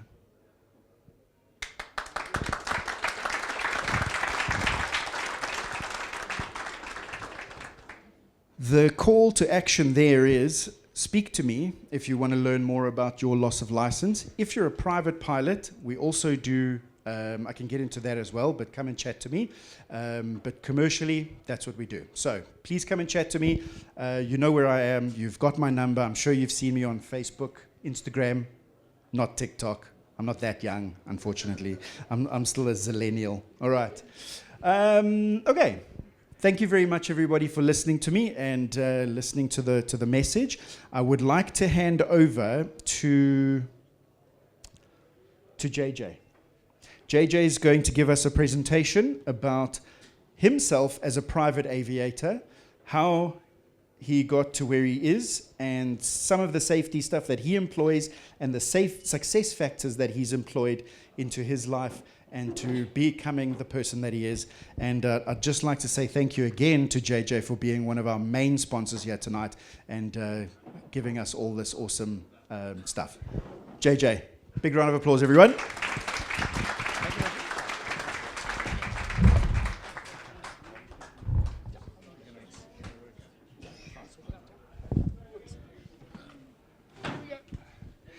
Thank you very much. So just to reiterate what David said earlier on, so I'm a general aviation pilot. That's a hobby. I'm in IT full-time, taking care of small businesses. And a couple of years ago, I was sitting actually at a young aviators event at Wonderboom. And I actually thought Pilot Insure was only looking after commercial pilots.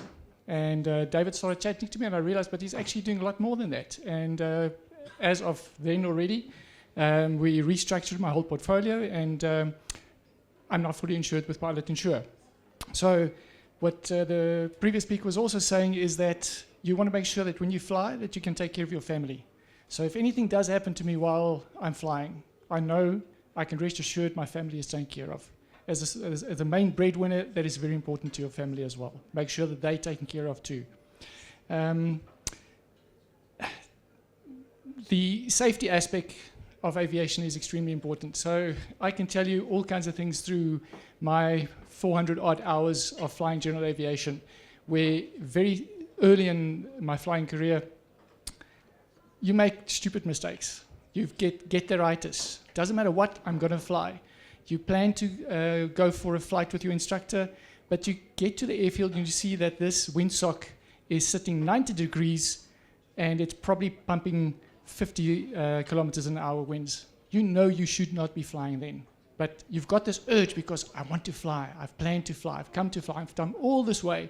And I used to travel 70 kilometers to get to the airfield.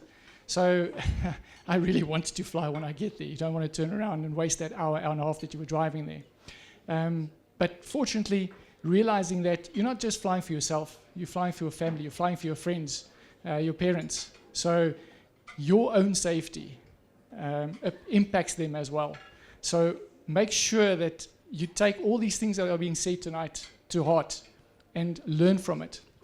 So part of what we do in business is we set up our business and we get going.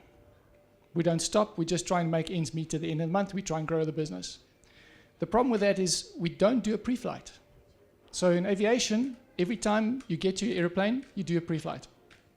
So you make sure the tires are pumped, the fuel is in, oil is checked, you do a walk around, you check your instruments, you go through your startup processes. So why don't we do that in business? We should be doing that in business. Doing those checks makes sure that we have a safe flight. Doing those checks in business will allow us to make sure that our business is continuing. What are the threats that we face in aviation? You're busy flying along, your engine suddenly stops. So think of the devastating effect that that would have on you. The first thing that you think is, oh, what the hell now? And then your training kicks in. And I've had an engine failure while I was flying, and the training does kick in. It's absolutely amazing when you start thinking about it afterwards and you realize that, wow, I actually was paying attention, and the brain has caught up and I'm actually doing what I was supposed to. And you've got a safe landing and everything's good afterwards.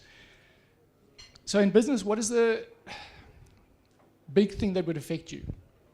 Is there anyone running a business here or anyone in business that can say to me, this item specifically will devastate my company? Anyone? Okay, what in IT?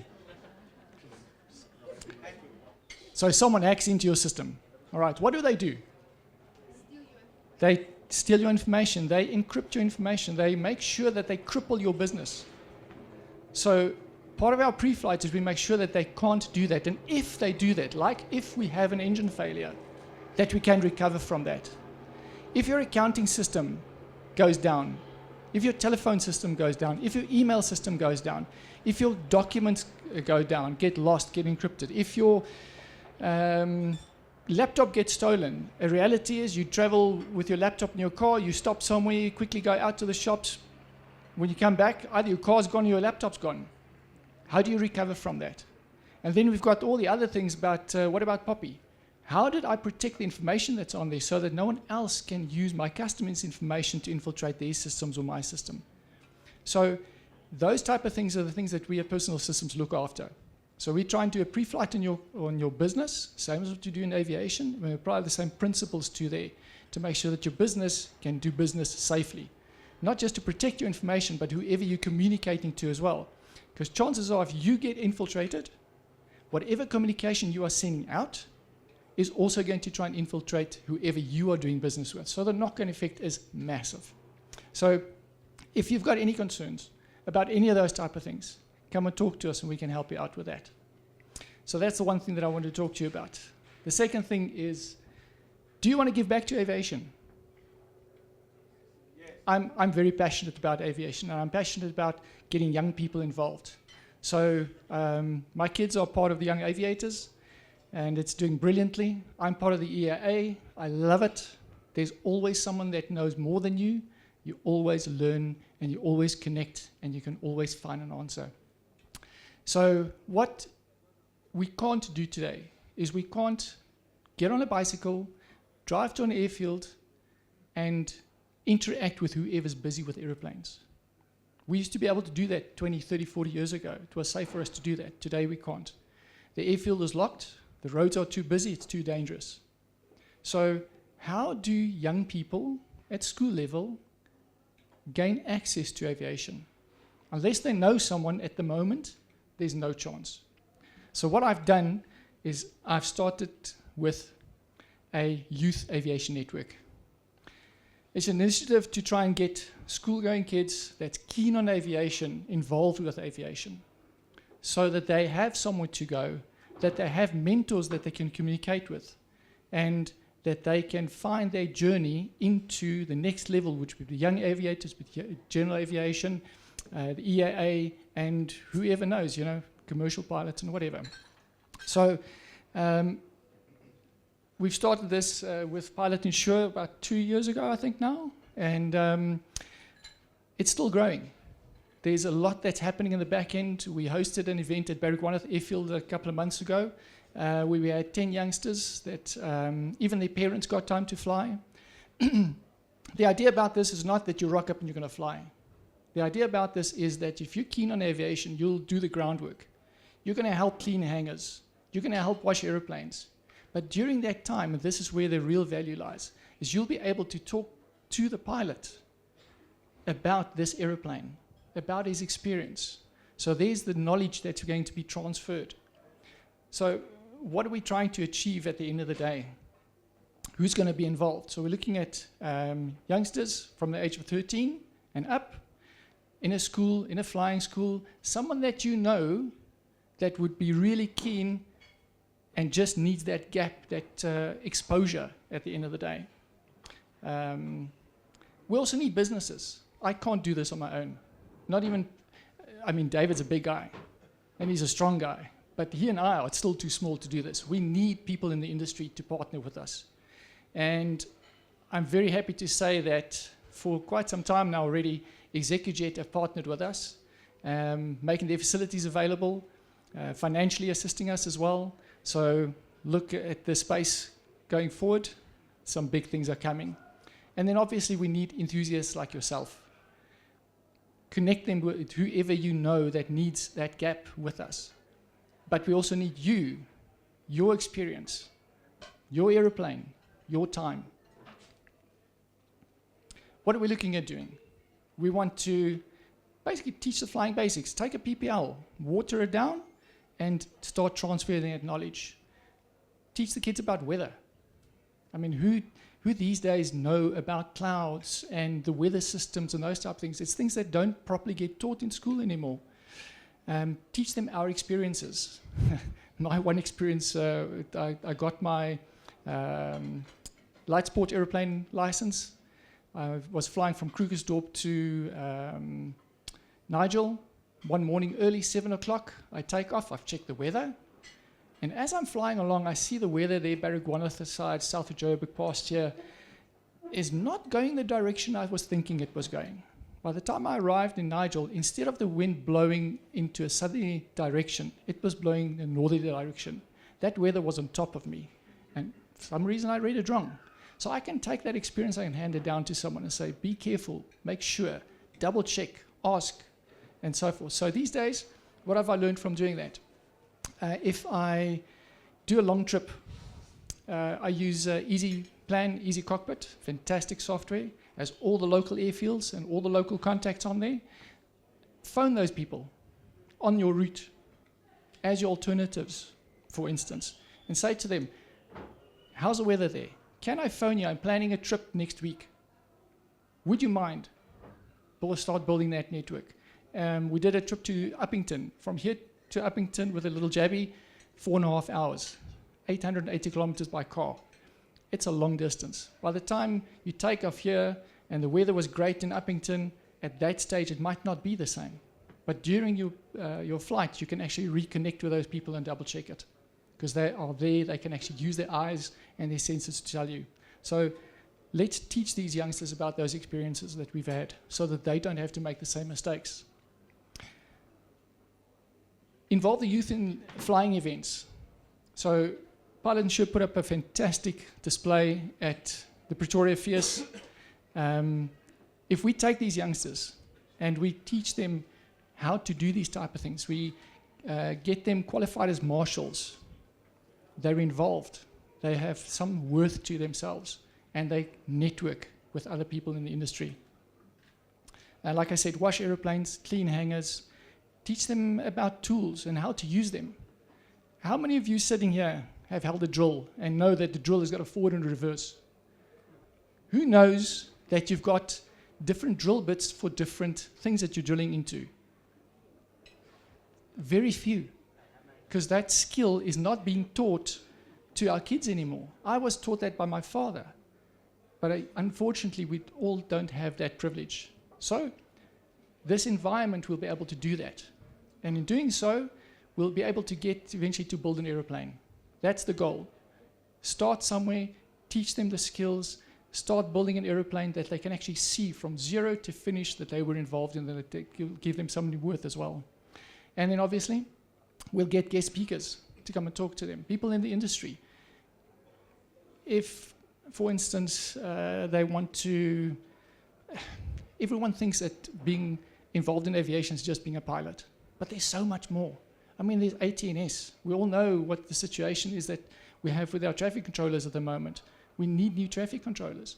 We need mechanics. We need people involved in the processes behind the scenes to get these aircraft in the air. So all of these gears we can get in place, and we can get them to assist us in educating these youngsters. So taking all of that into account, we're going to show you now just a quick video of how your business can be affected by not looking after your business the same as what you do with airplanes. And I'll hand over to Rudy. Yep.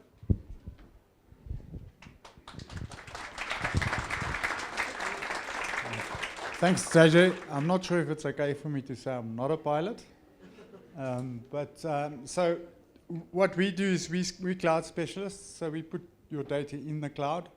Basically what it means is there's always an air gap between your data where it is now versus where it's backed up. So the most critical part is, like I think you said, you know, your biggest risk is ransomware. You know, just some interesting facts coming out of the industry that when you get attacked, sounds weird, when you get attacked, that bad actor has been sitting in your device for, on average, 128 days. Right, so it's not on the same day. It collects the data and it will attack when it sees it fit. And you know, we've seen examples where guys' bank accounts is wiped out the next day. Right, so any protection from your laptop to server to long-term storage, we do it all in the cloud. I'm not going to bore you with IT slides because you know you're here for a pilot event. So we're just going to show you a quick video just to highlight the services that we have. If you have questions on your laptop, Office 365, server, all those funny stuff, we'll be outside and we can do it for you, or JJ and his team is more than competent to answer that as well. Thank you.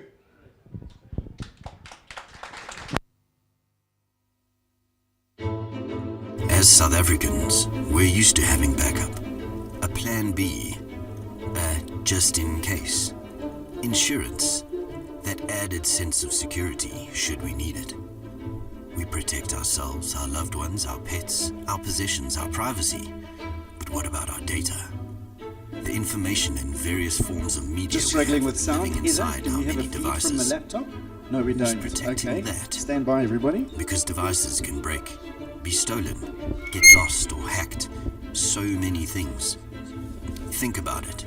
Data is everywhere. As South Africans, we're used to having backup.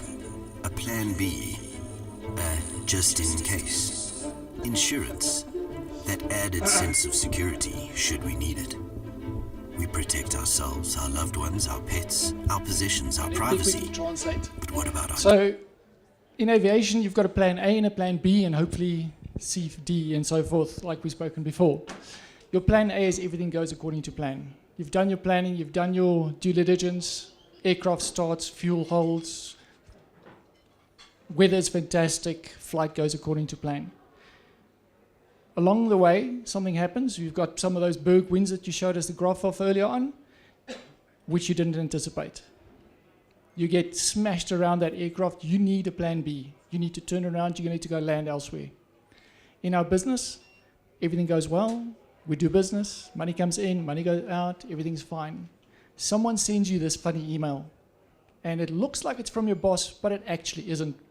And you don't pick up the little bit of telltale signs that something's going to go wrong when you click on this. Once you click on that, your data gets encrypted.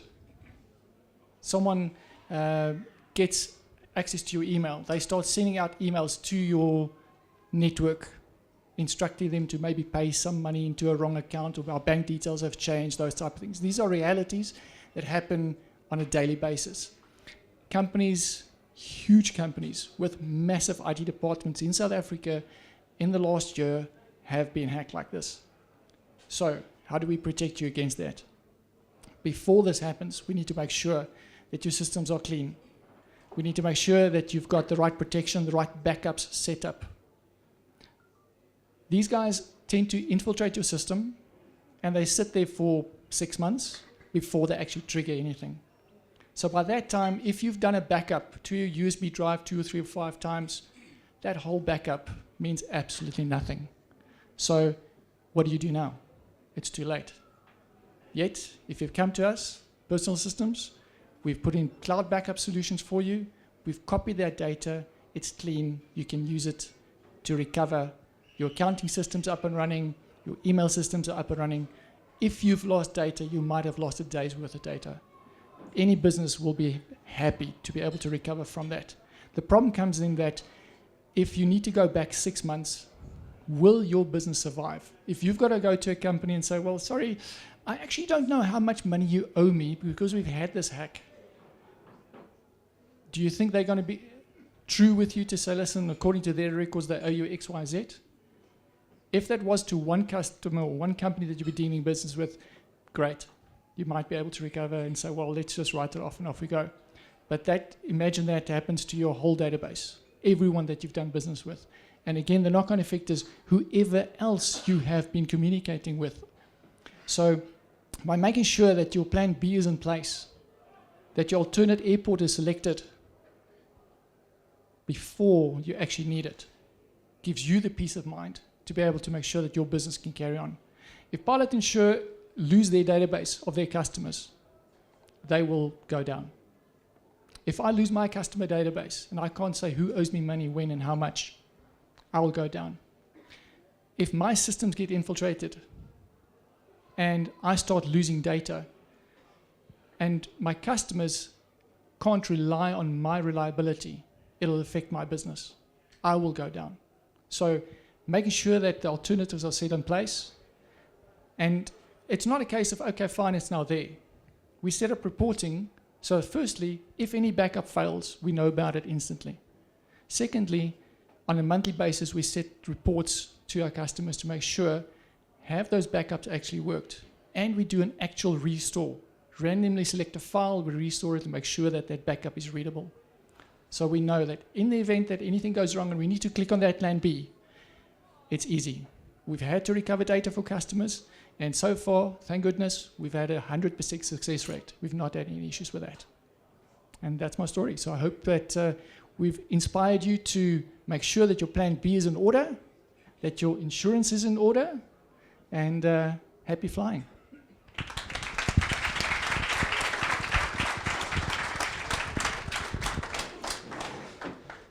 Excellent stuff. Thank you very much, JJ. And I think we can all agree many similarities between making sure your business is good and aviation and getting that plan B in place. Next up, the fun part of the evening. We have Taryn Myberg, everybody.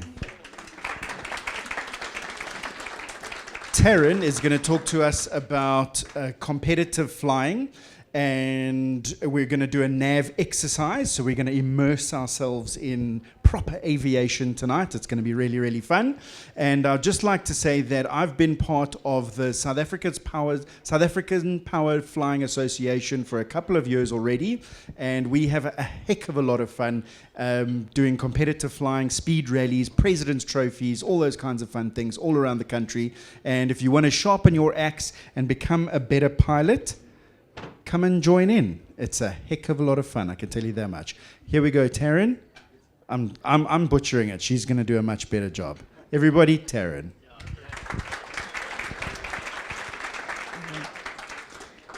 Thanks, everyone. Can you hear me okay? I think most people that know me will know that I don't talk a lot. So I don't, unlike David, I don't have a microphone in my hand very often. The next question is, can you see me?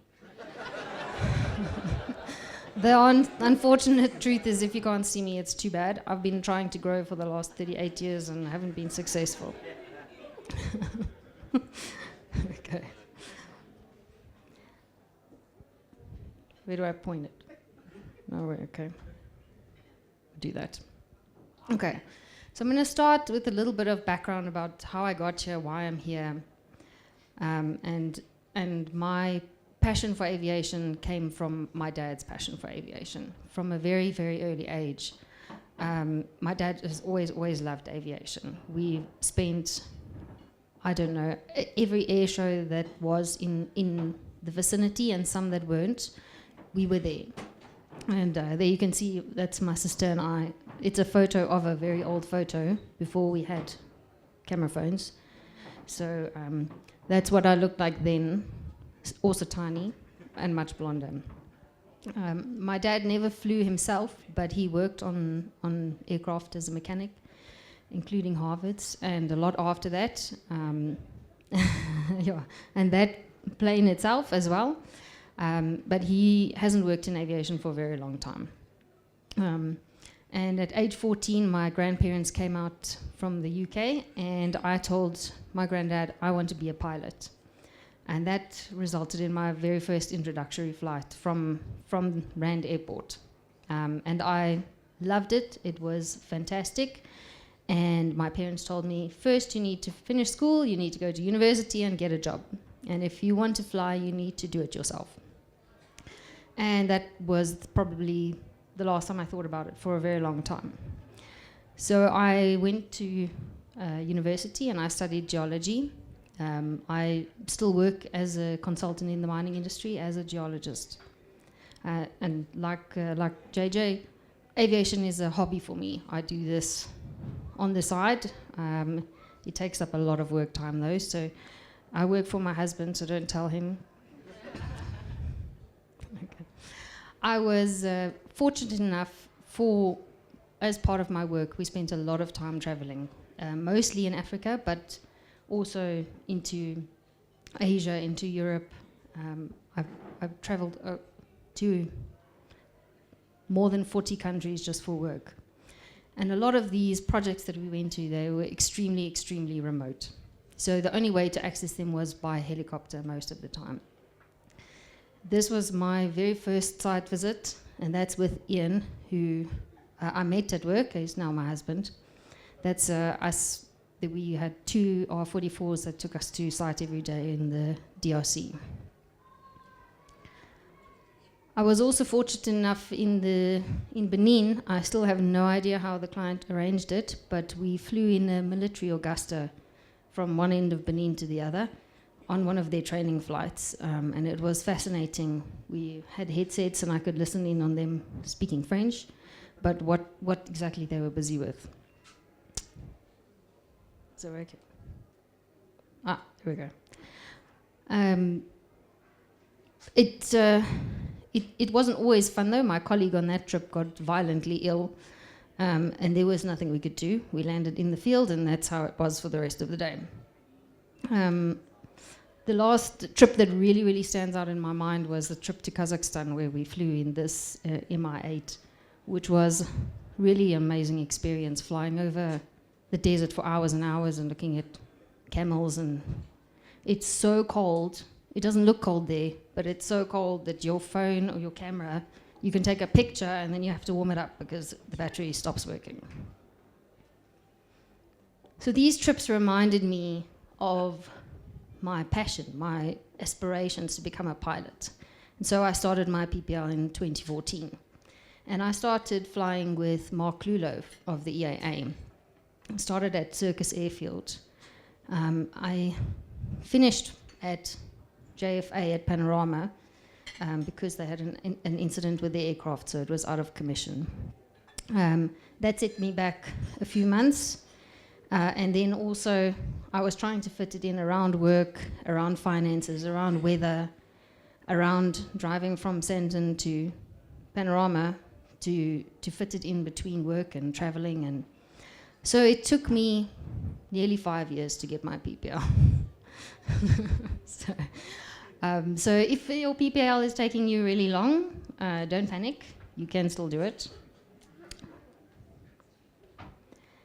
The aviation very, very quickly bit Ian as well. He comes from a family that's not involved in aviation. And we got married in a hangar at Tedder Field, and I flew in a sling, which was awesome. And then in March 2020, not long after I got my license, he talked me into buying my first airplane, a Jabiru SP 470. And the registration is Bravo Sierra Alpha, BSA, and you can see the plane and me and Ian are all tiny, so it's nicknamed Bonsai. And COVID-19 meant that we spent a lot of months with our brand new aircraft not being able to fly. But that didn't stop us, because every single weekend that we were allowed, we were at the airfield anyway. And we washed the plane, and we swept the hangar, and when we were allowed to, taxied up and down for maintenance purposes. And as soon as we were allowed to fly solo in the circuit, I was there. I think it was actually great for me because it meant there was a lot of hours where I was a brand new PPL and I wasn't really allowed to take passengers or go to fancy airfields. So I spent my weekends flying circuits at Brakpan. But most importantly, it meant that we met the neighbors at the airfield. We were there every weekend, so we met Marius next door with his fleet of microlights, and we met John T. And John T soon convinced us that we need to come and join this fun event called an ANR, or an Air Navigation Rally, and it was going to be hosted at Brakpan. So an ANR is a corridor race. It's not a race, it's a rally. You need to fly, they give you a map that looks a bit like this, and you need to stay inside the corridor. So it's normally about 0.4 nautical miles wide, and the start and the finish are sometimes timed. If it's a fun event, they might not be, and if it's a serious event, they are. So you choose a speed, and you need to start and finish at a particular time. And you get penalized for every second that you spend outside of the corridor. This was our route, so you can see, hopefully, on there that we spent a lot of time not in the corridor. We were near it, we were in the vicinity, but we were not in the corridor. So it was extremely, extremely windy. It was the first time I'd ever tried to fly in stronger wind than what I did my training in. And it was hectic because suddenly we're flying with 10 other people and we're taking off at a specific time. And we need to fly in a specific place and on a map, not an aviation map, a topographic map. But we met a bunch of really nice people and we learned a lot and we just had to try again. So next on the calendar was a speed rally at Secunda Airfield, and this sounded like a very serious thing. Like, speed rallies are for experienced pilots with fast planes. Like, if you're not flying a Cirrus or an RV, then this isn't the event for you. But we soon found out this is not the case. The speed rallies are a uniquely South African event. It was actually built by Rob and John T. And the idea is that most things like rallies don't cater for fast aircraft. They cater for, I wouldn't say slow aircraft either. They cater for a very specific field of aircraft. And a speed rally is designed to cater for everyone. If you're flying something really fast or really slow, we can both participate in the same event on a level playing field. So you can see everybody, even a helicopter, a gyrocopter, twin aircraft, bush planes, vintage planes, and Jabiroos can participate. And here you can see we have a Harvard, an RV, and there's a helicopter there in the background. And the format is really simple. You get given a handicap speed that's based on your plane, and you get given the map. All of the information is on there. You have routes, the route and your headings already on the map. You also get turn point photos. So when you get close to where you need to turn, you have a photo. And the idea is to fly as close to your handicap speed as possible. But the more accurately fly, the better you'll do. The shorter the route that you fly, the faster you'll do the route, right? And the easiest way to do that is to fly in a straight line. And that doesn't just mean this way. That means this way as well. So my first speed rally at Secunda Airfield was the first time I really flew to a new airfield after getting my PPR. And once there, I had to fly with another pilot for the first time since getting my PPL as well. I had to fly a handicap speed test to get my handicap speed, and I flew it with Mark Clulo, who was my very first instructor. And at the time, it felt like a huge deal, like fly with another pilot. Maybe you make a mistake and they think you're an idiot, or but I flew with him and it was great. The next day at the event, just before takeoff, Ian's microphone on his headset stopped working. So we flew the whole route with me not be able to hear him. So it was very much like and shouting. But we made it. We dealt with the situation and we made it. Our second speed rally was at Witbank Airfield. And on the way back, we had to divert. There was bad weather over Brakpan, and we had to make a decision, and we landed at Babsfontein Airfield. Somewhere I've never been, never heard of it before. We were just in the vicinity, and I said, this is it, we're going to land here. Once we landed there, we met some wonderful people. They took us into the hangar and they said, welcome, have some tea and coffee. If you need to stay the night, you come home with us. On our third speed rally, my radio stopped working entirely. So what the point that I'm making is all of these situations were very, very stressful at the time. But you learn a massive amount from each one, and not just from yourself. You're with a whole bunch of other people. They can say, have you tried this? Is there something you can do? Just try and land here, we'll help you. The next event on the calendar was spot landings. And again, this felt like a big leap. And I think spot landings scare a lot of people. But Jonty took me and a few other new pilots under his wing, and he said, let's go, we'll set up a training session, we'll all fly together, and we'll learn from each other. And that's what we did. And I think on that single day, I did 40 landings. Just one day, flying circuits. We'd all fly together, land. We'll say, okay, how did it go? What do we need to improve? Do you need to fly slower? Is your circuit in the right place?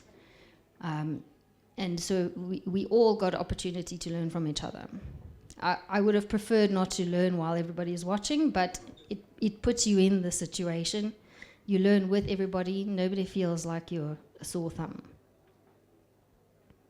And a spot landing competition, and I'll talk more about this a bit later, but the intention is to improve your skills under a high-stress landing situation, such as an engine failure or an electronics failure. So we do 3 or 4 landings, depending if you want to do the fun or the open class.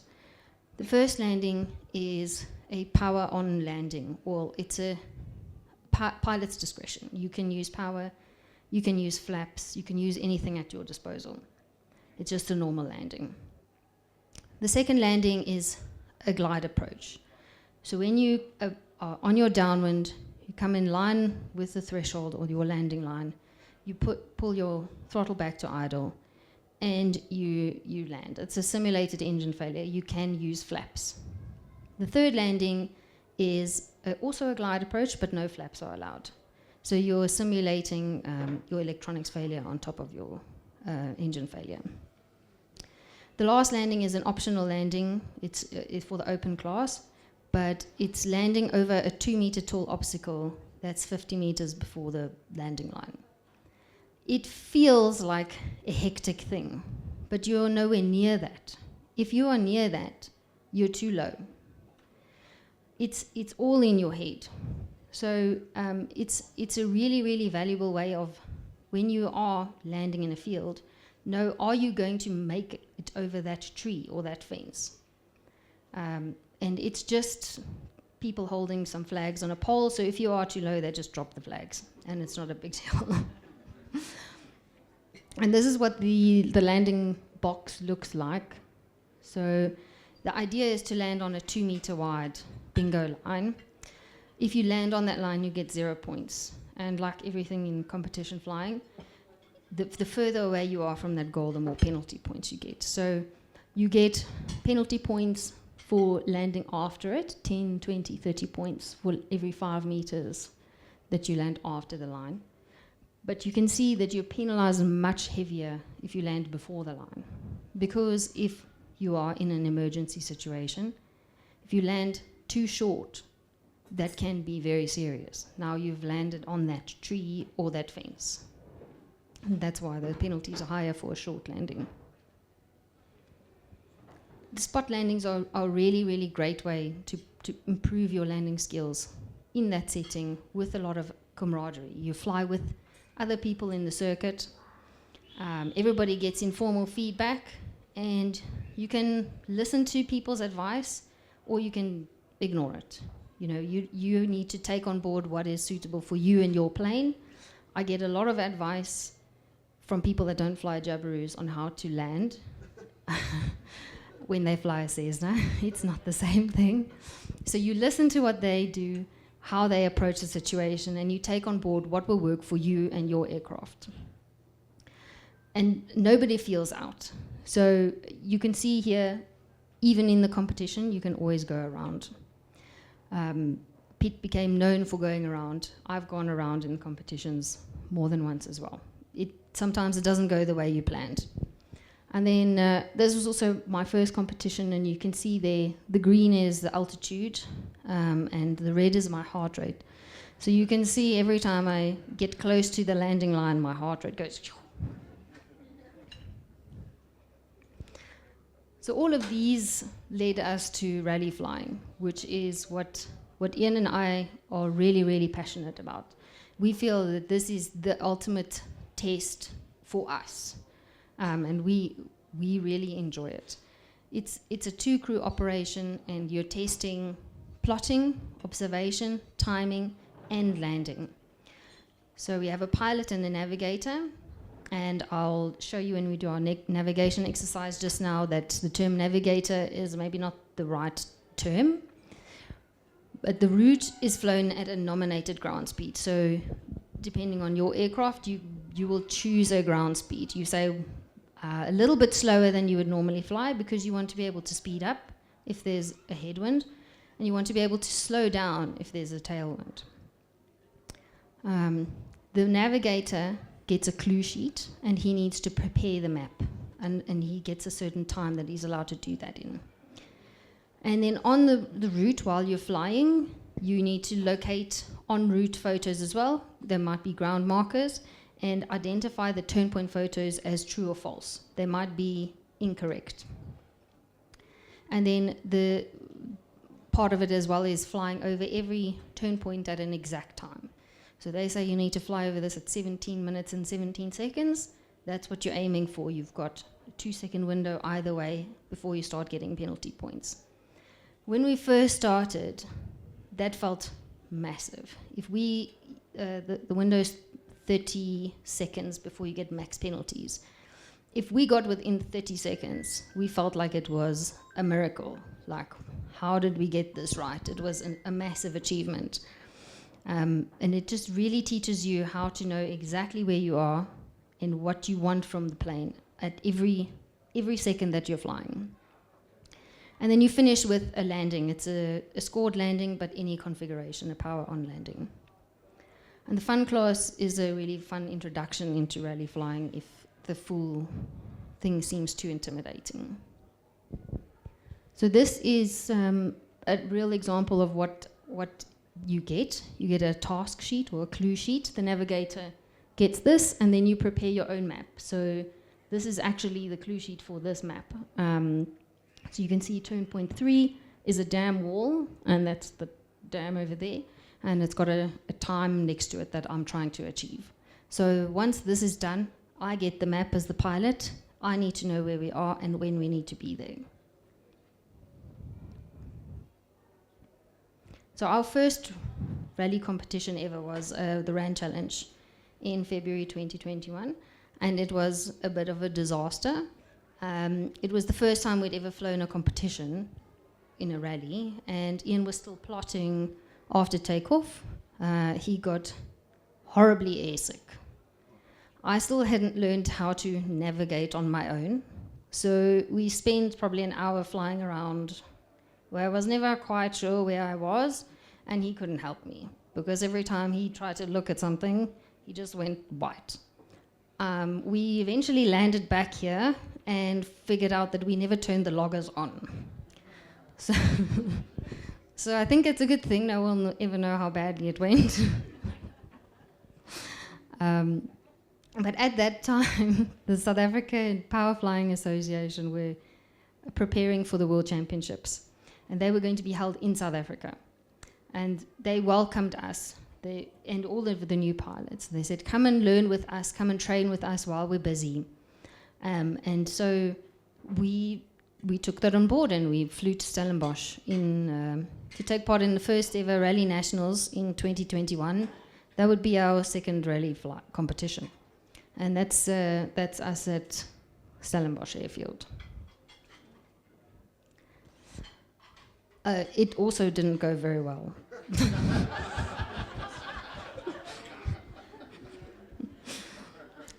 It's also where I learned where my wind limit is and not to listen to other pilots when they tell you that the weather is fine.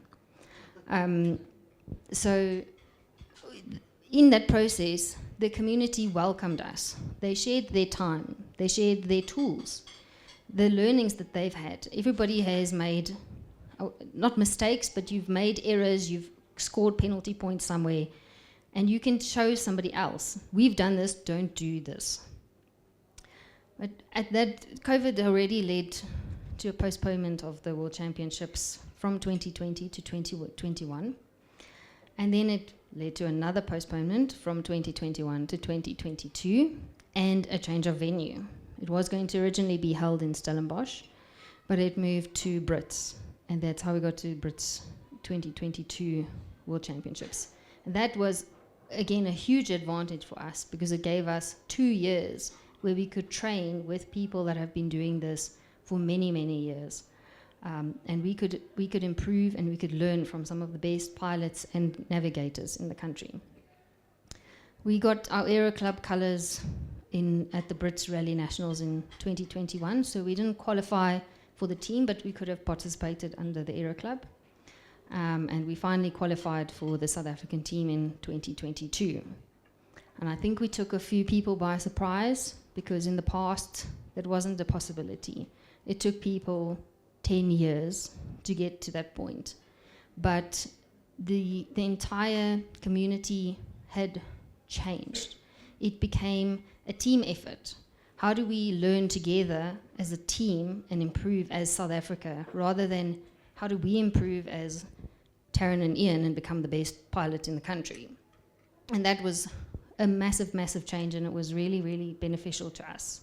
And that's what Ian and I want to share with everybody when we do our events. So this is us then at the World Championships in 2022 at Brits.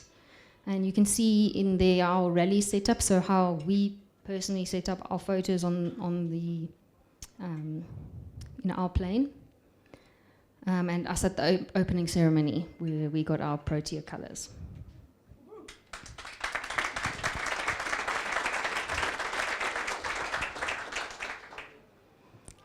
So because of all of the postponements, the next World Championships had already been planned for France in 2023. And so we were fortunate enough, we had been practicing, we had just participated in the World Championships, and we could continue that practice and qualify to go to France as part of the South African team. And so then this is us flying a practice route in France. You can see a similar setup, but in a hire and fly Cessna. And that's the airfield that we were based at in Macon in France. And after the last day of flying, we always have an international evening. So everybody shares local food or drinks from their country, and you all have a big social event. And this is also where we met all sorts of teams from other countries. And there's some very serious countries out there, but there's some that are also really, really friendly and inviting, and we've made friends with people from across the world now. We share tools with them, and they share their tools and their skills with us. And it's just a wonderful community. And if you told me when I got my PPL that I would be flying in France, I would have said, I think you might have fallen on your head. But here we are. And in a month's time, Ian and I will be going to Italy for this year's World Championships. So.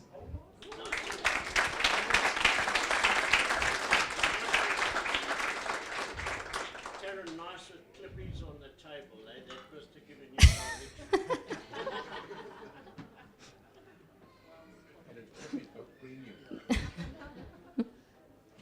I think maybe taking Brandy to France wasn't the best idea.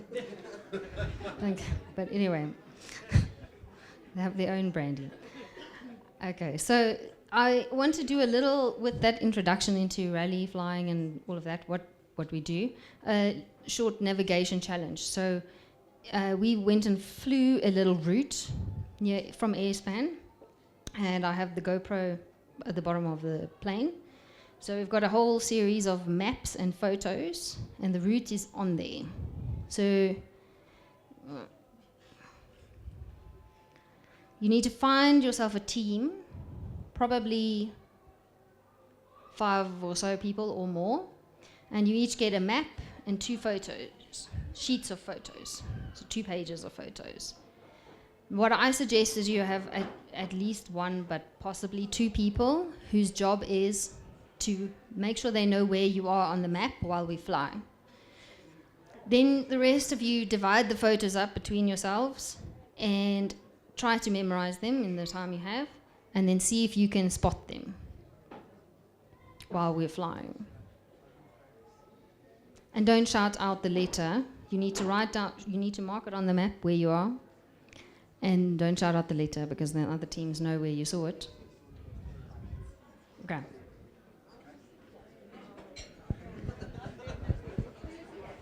So everyone needs to break up into teams. Okay, so everyone break yourselves up into teams of 5 or more. Who's 5, 5, 5? Just make sure you've got a team of 5 at least. All right. And then come and grab a map from Taryn over there. Taryn, I think just put 10 over there, and then 10 over there, and 10 over there.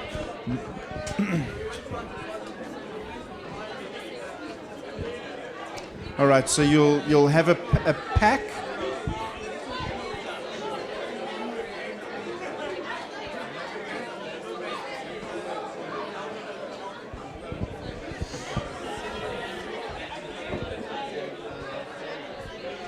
All right. So what needs to be in your pack? You should have a map and some photographs, basically. Yeah.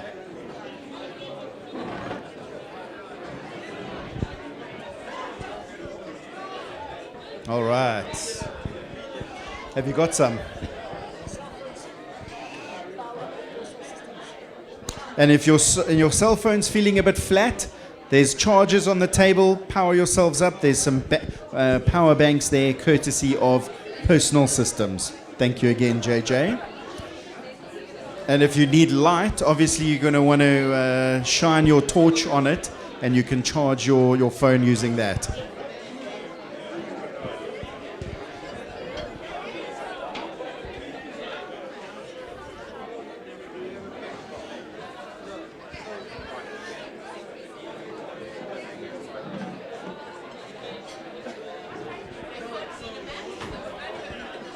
Just watch the movie.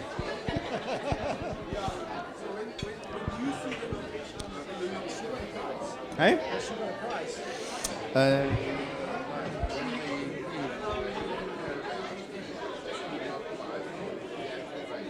What's that?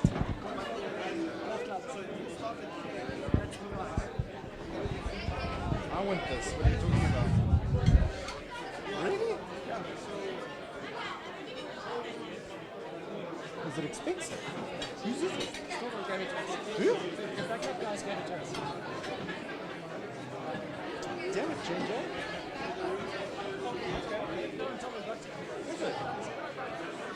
Who's that?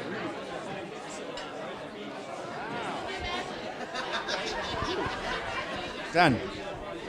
Can you please just make sure everybody has A and I, because some people just took just one. Okay. All right. I need everybody's attention here, please. You need a map, and you need 2 sets of photos. One that goes from A, B, C, D, E, F, G, or E, F, and then one that starts at I. So you need 2 pages and a pen. So you need 2 pages of photos and 1 map. And make sure you've got the corner of your first photo sheet starts at A, and the left top corner of your second photo sheet starts at I. You need all 3 of those. And then obviously you need a pen to be able to mark on the map where the different things are as you see them on the video. All right. And then courtesy of the backup storage guys that played their video earlier, the winner, who's going to be me, of this navigational exercise wins a tailor-made driver. Hey? Hey? How cool is that? It's an M6. Hey? Yeah, thank you, JJ. That's also courtesy of JJ and his connections. So it helps to be connected, and this will help you drive better in your navigation. All right, enough of the cheesy jokes. Ethan.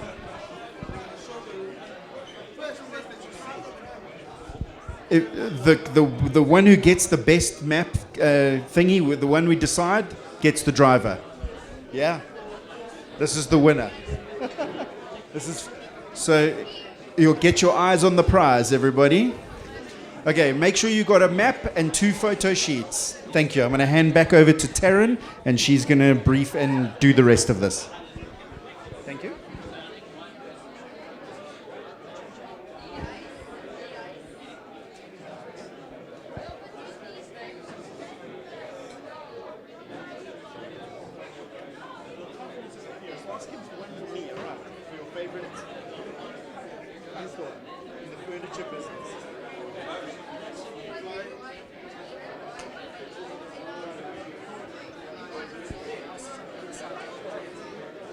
Not yet.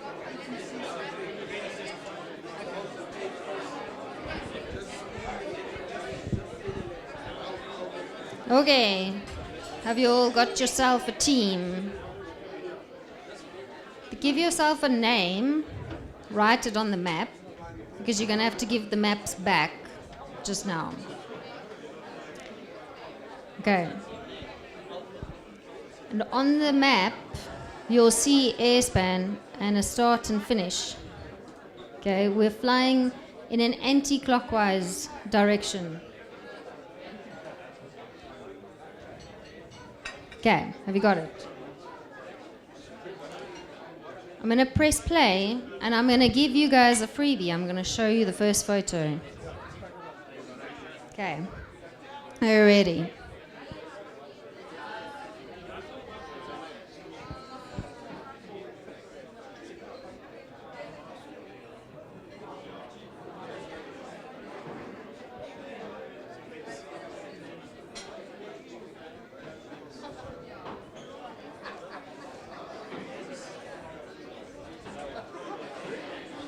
Do you see it?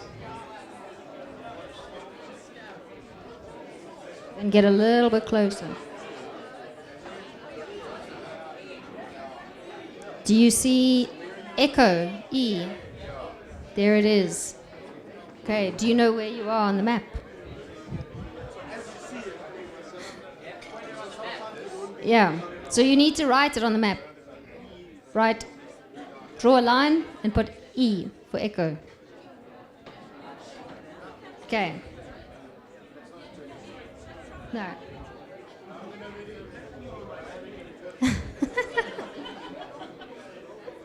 Where did they start? Okay. All right. Okay. So,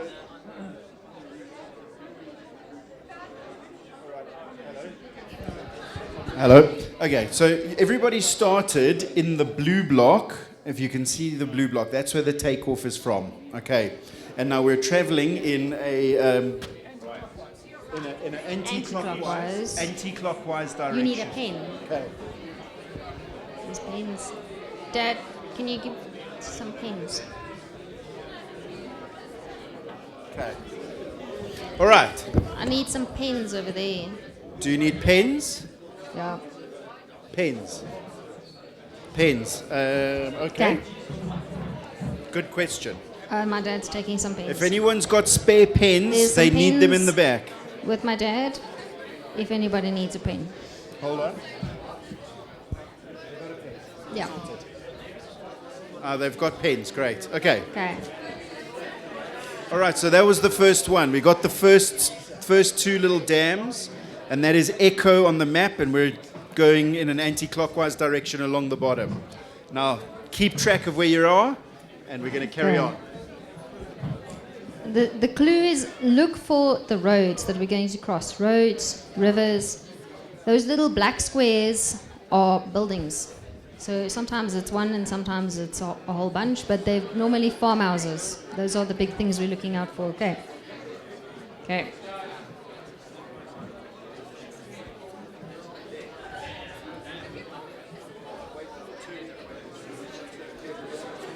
See the big road?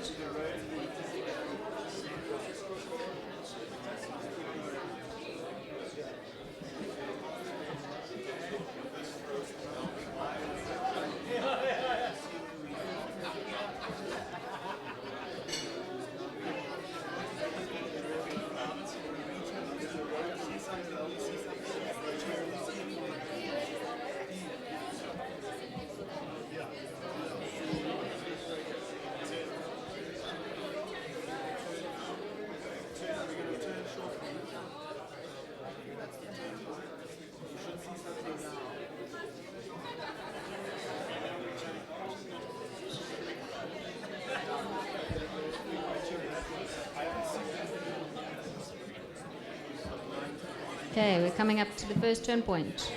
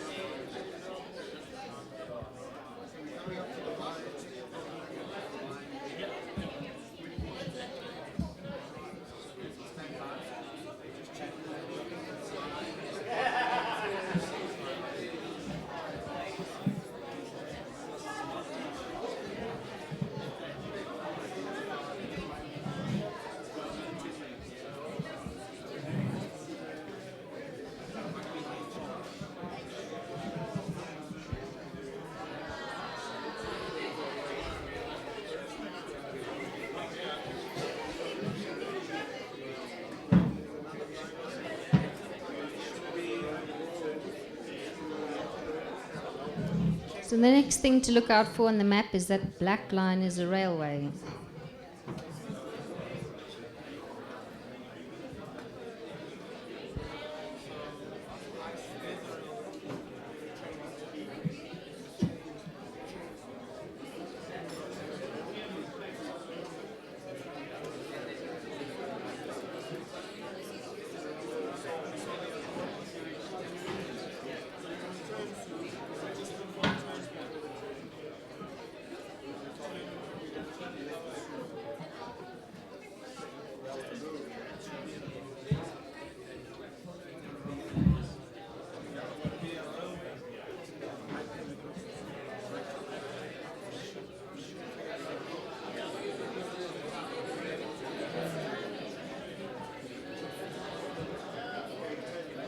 So if you were temporarily unsure of your location, we just passed turn point 2. Ooh, what's happening now?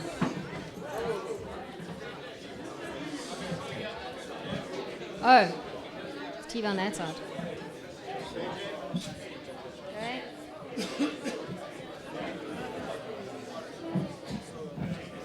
Where'd the mouse go?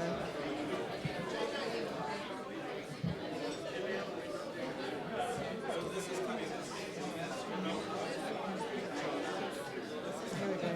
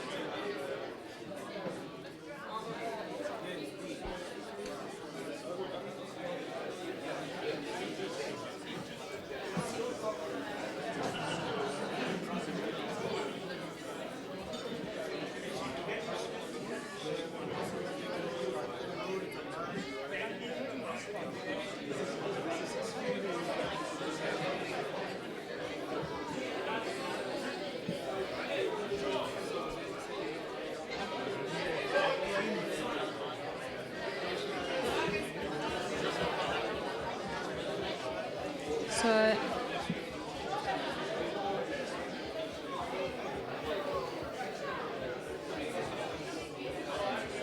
these towns are new, they might not be on your map.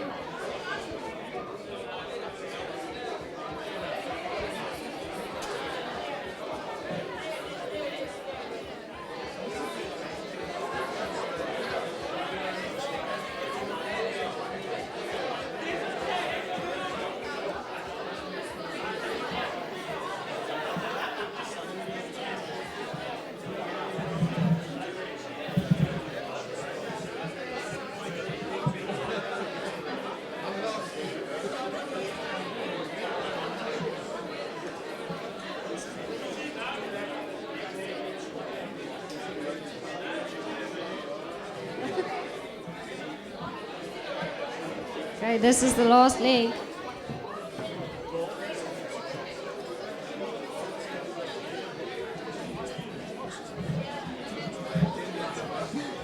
Who's lost? You all know where you are.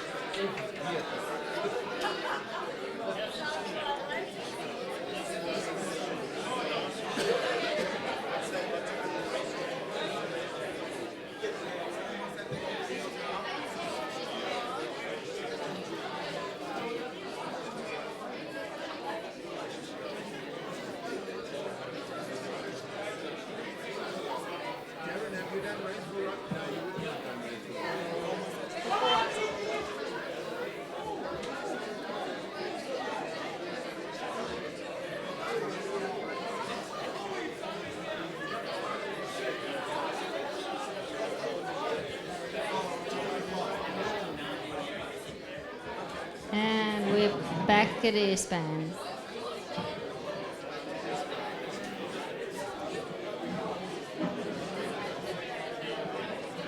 Great. Did you all see all of them?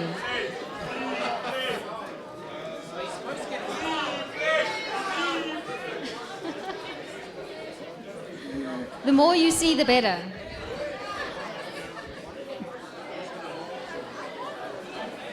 Oh.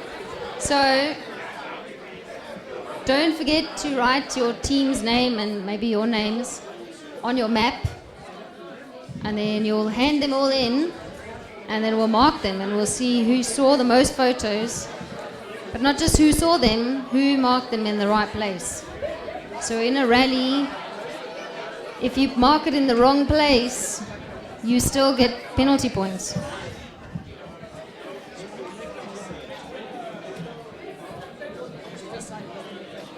Cool. I still have... We'll chat.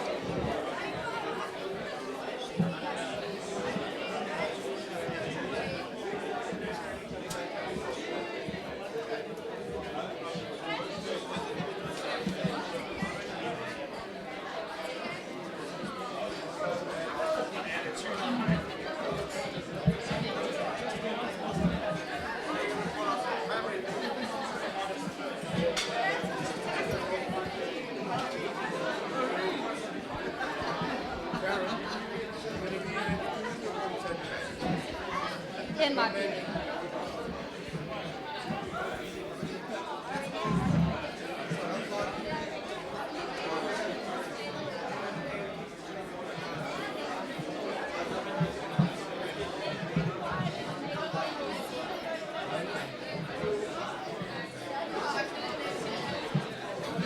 Okay. JJ's going to come collect your maps, so look out for him over there. So this is part of the training that Ian and I do for the World Championships. We practice here, we fly, and we practice our timing. We set ourselves photo routes like this to practice spotting photos. And we fly in Microsoft Flight Simulator as well. So we can fly in the area we're going to fly in and get an idea what it looks like.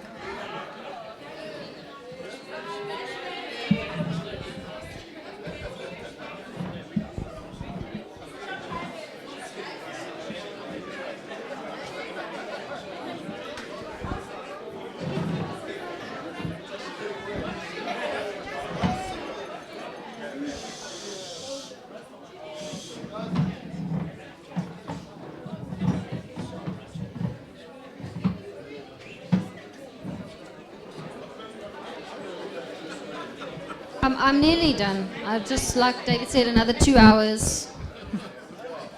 Only kidding. So I have to thank David for this very dramatic title of my presentation. If you've been watching too much Netflix, it sounds like, if you've been watching too much Netflix, it sounds like I was a drug addict and flying saved my life. That's not what that means. So the reason I'm talking to you about this is because I had an engine failure in October last year in my Jabiru. And so I just thought I would come and share the experience with you and why I think that doing the competition flying and the spot landings and the rally flying really made a big difference. If you haven't spotted the photos yet, you're too late. So I took my plane in for its 100-hour annual service to where it gets maintained in Springs.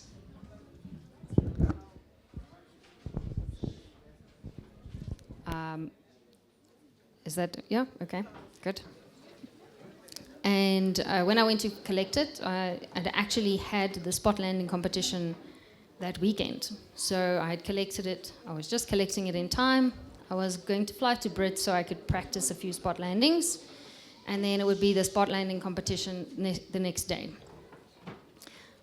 I Started up, did my pre-flight, everything looked fine, started the plane up, and my engine management system kept turning on and off. So I shut down. I said, I don't want to fly after an annual service without my engine management system because I can't see my temperatures and pressures and all this important information. Maybe on a normal flight it might be okay, it wouldn't really be, but after maintenance is very important. So I stopped, we took the panel off, we had a look, we problem solved, we turned back on, everything was working fine. So I took off out of Springs. Everything seemed normal. She was flying very happily, normal temperatures, normal pressures, everything was hunky-dory. And then I got a massive, massive vibration. It was major, noticeable, and noisy. And I thought, like, I have no idea what that can be. Did somebody forget something under the cowl? Like, is something wrong? I don't know. What do I do?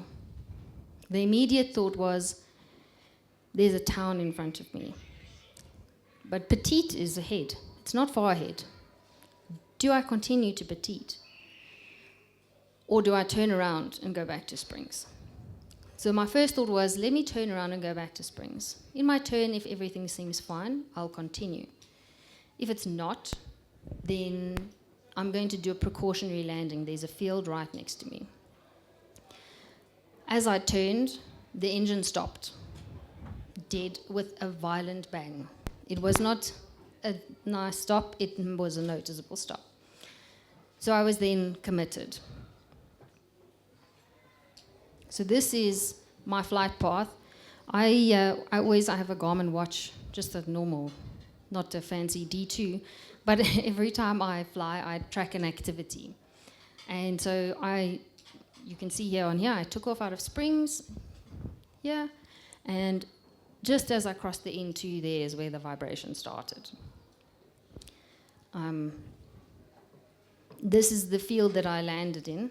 I was very lucky that while my skills helped a lot, I was also in the right place at the right time. And I'll show you that in a second. So normally this field is full of millies, but at this time it had been plowed and it had been standing for a while, so it was hard. And it was right next to me. So because I had the watch on, I can see all of this information and I can analyze it now that I've landed. And I can see immediately where the engine stopped over there, the vibration started. I was at 6,500 foot at the time. And I had been in the air for 5 minutes and 10 seconds. The engine stopped not very long after that, 5 minutes and 45 seconds. That's 35 seconds later. I didn't notice at the time, but obviously I wasn't already not making full engine power because I already lost 300 foot in that short space. But you can see that the moment that engine started the vibration, I already started my turn away from that town because I thought the best course of action is not to continue flying over this town. Once the engine stopped, I had in my head planned to do a precautionary landing in this field. So my plan was to fly along the field, look at how it looked, and then land. But when the engine stopped, I was still headed for it when I realized if I continue, I'm not going to make this field. I now need to turn, adjust to that field, and now I'm set up like I'm on a downwind in a spot landing competition. The engine is stopped. Don't turn too early. Don't panic. Don't do anything unusual. Set yourself up on your downwind, turn when you're ready, and continue to fly the plane. I touched down at 7 minutes into the flight. So that it's a very, very short space of time that everything happens. You don't have a lot of time to think about what you're going to do, where you're going to go, a lot of options. But anyway, and I can see from where the field is as well that I came to a stop in 150 meters, which is, if anybody has flown a Jabiru, very short. I also found out after the time, most people think that you want to land in a field with the furrows. But when I spoke to Jeff Earl in all of his flying training in the, what do you call it? Yes, in the Air Force, thank you. They were taught to land against the furrows because they help to slow you down.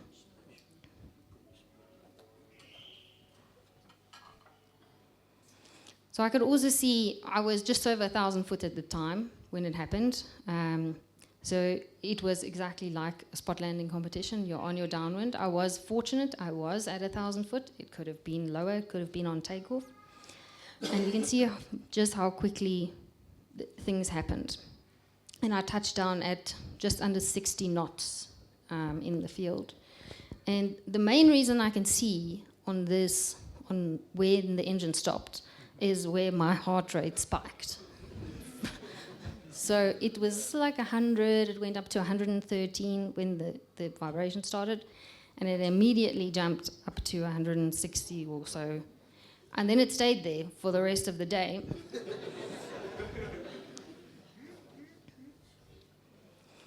So when I had a closer look at this as well, I went and I had a look, how far did I fly once that vibration started? And I glided 4.5 kilometers. So if I put a 4.5 kilometer radius on the map, how far would I have gone if I had gone in a different direction?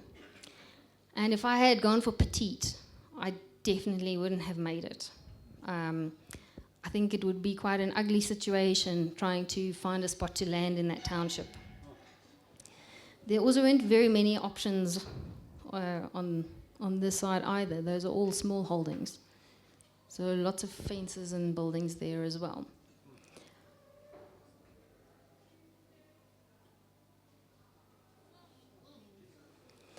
So the only real damage that I had in the landing was I hit a rock on the final approach with my rim, so I damaged the rim, and that was that. That's the rock, and you can actually the only one.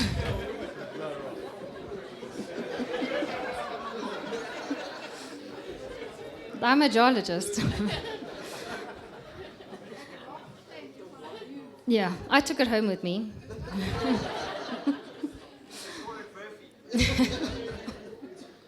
Yeah, it's not very clear in this picture, but you can actually in the picture see my main gear is about here, and you can see I just clipped that rock, but you can see how far it got thrown just by me clipping it. And I remember as I touched down, I saw it, and I thought to myself, "Don't hit the rock." and then I did. I also there were two ladies walking on the field. Oh, you can't really see it. There's a little path there. They were about there when I flew over their heads. And I landed and I got out and I thought, well, someone will come and help me. They did not. They just carried on going like this is normal.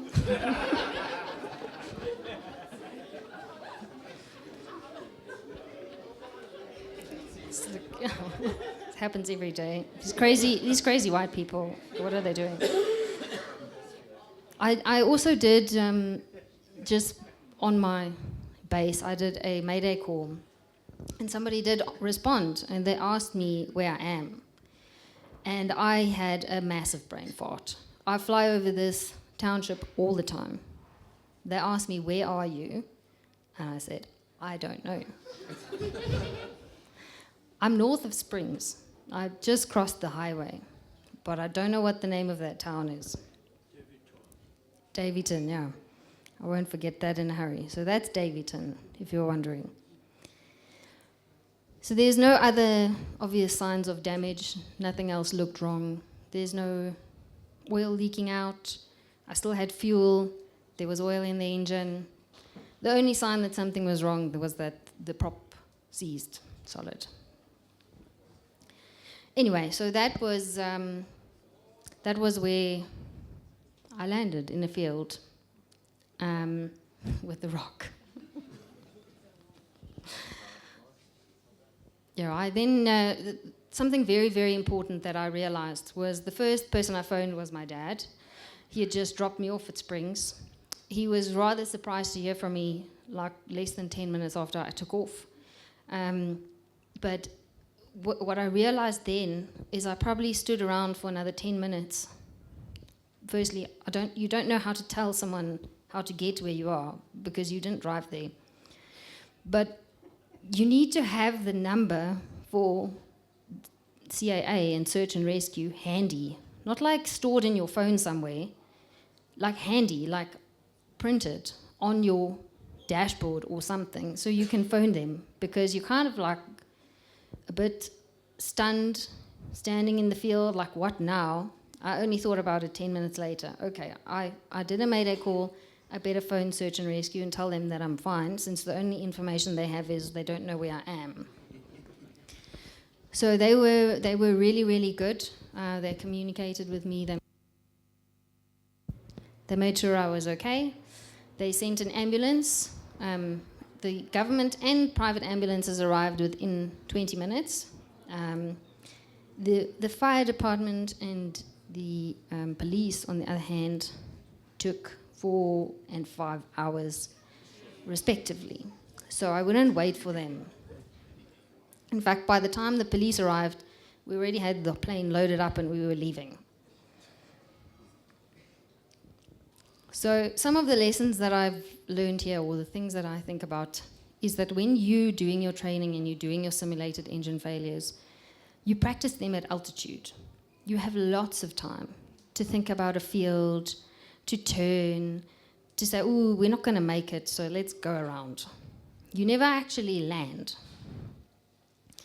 Not executing that landing and not knowing your aircraft and how it performs in a glide means that you could land in a fence. You could miss the field that you're aiming for. Or you could stall and spin because you're trying to stretch the glide because you're not landing where you thought you were going to land. So practicing landing on a runway is really, really valuable and useful. In a spot landing competition, you follow through and you land. And more than that, you're trying to land where you want to land, not just on the runway. You're trying to land on a 2-meter line or in a 50-meter box. And you're doing that in different configurations as well. Landing with flaps, without flaps, with one flaps, in all sorts of different configurations. Because you've practiced this multiple times, it becomes second nature. There's less startle factor. You don't need to say, ooh, what now? Like, ooh, what's step 1? Make sure I have speed. Don't suddenly speed up or slow down or turn. You know how far your aircraft will glide because you've practiced it. You know not just how far you'll glide in a straight line, but how much does your descent rate increase when you start to turn. And it does. You also know what to do with and without flaps. I thought about the flaps briefly once the engine stopped, and that was the last time I thought about them.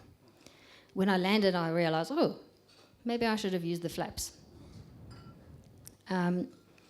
Also, you know how fast everything happens. You know how much time you have.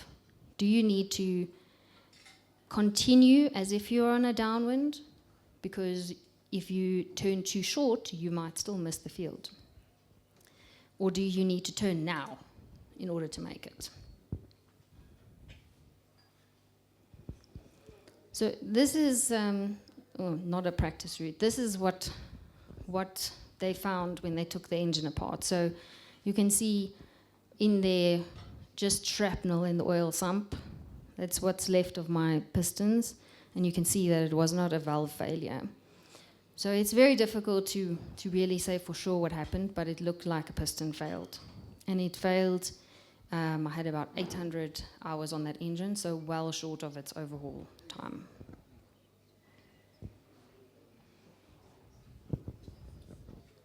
But we're still here, and we're still flying. I was really, really fortunate that through the the community that I've built, flying competitions, meeting all of these people, doing these kinds of things, I was able to continue flying after that happened. I was able to fly a friend's plane, so it wasn't 4 months until I got back in the air. It does mess with your mind a lot.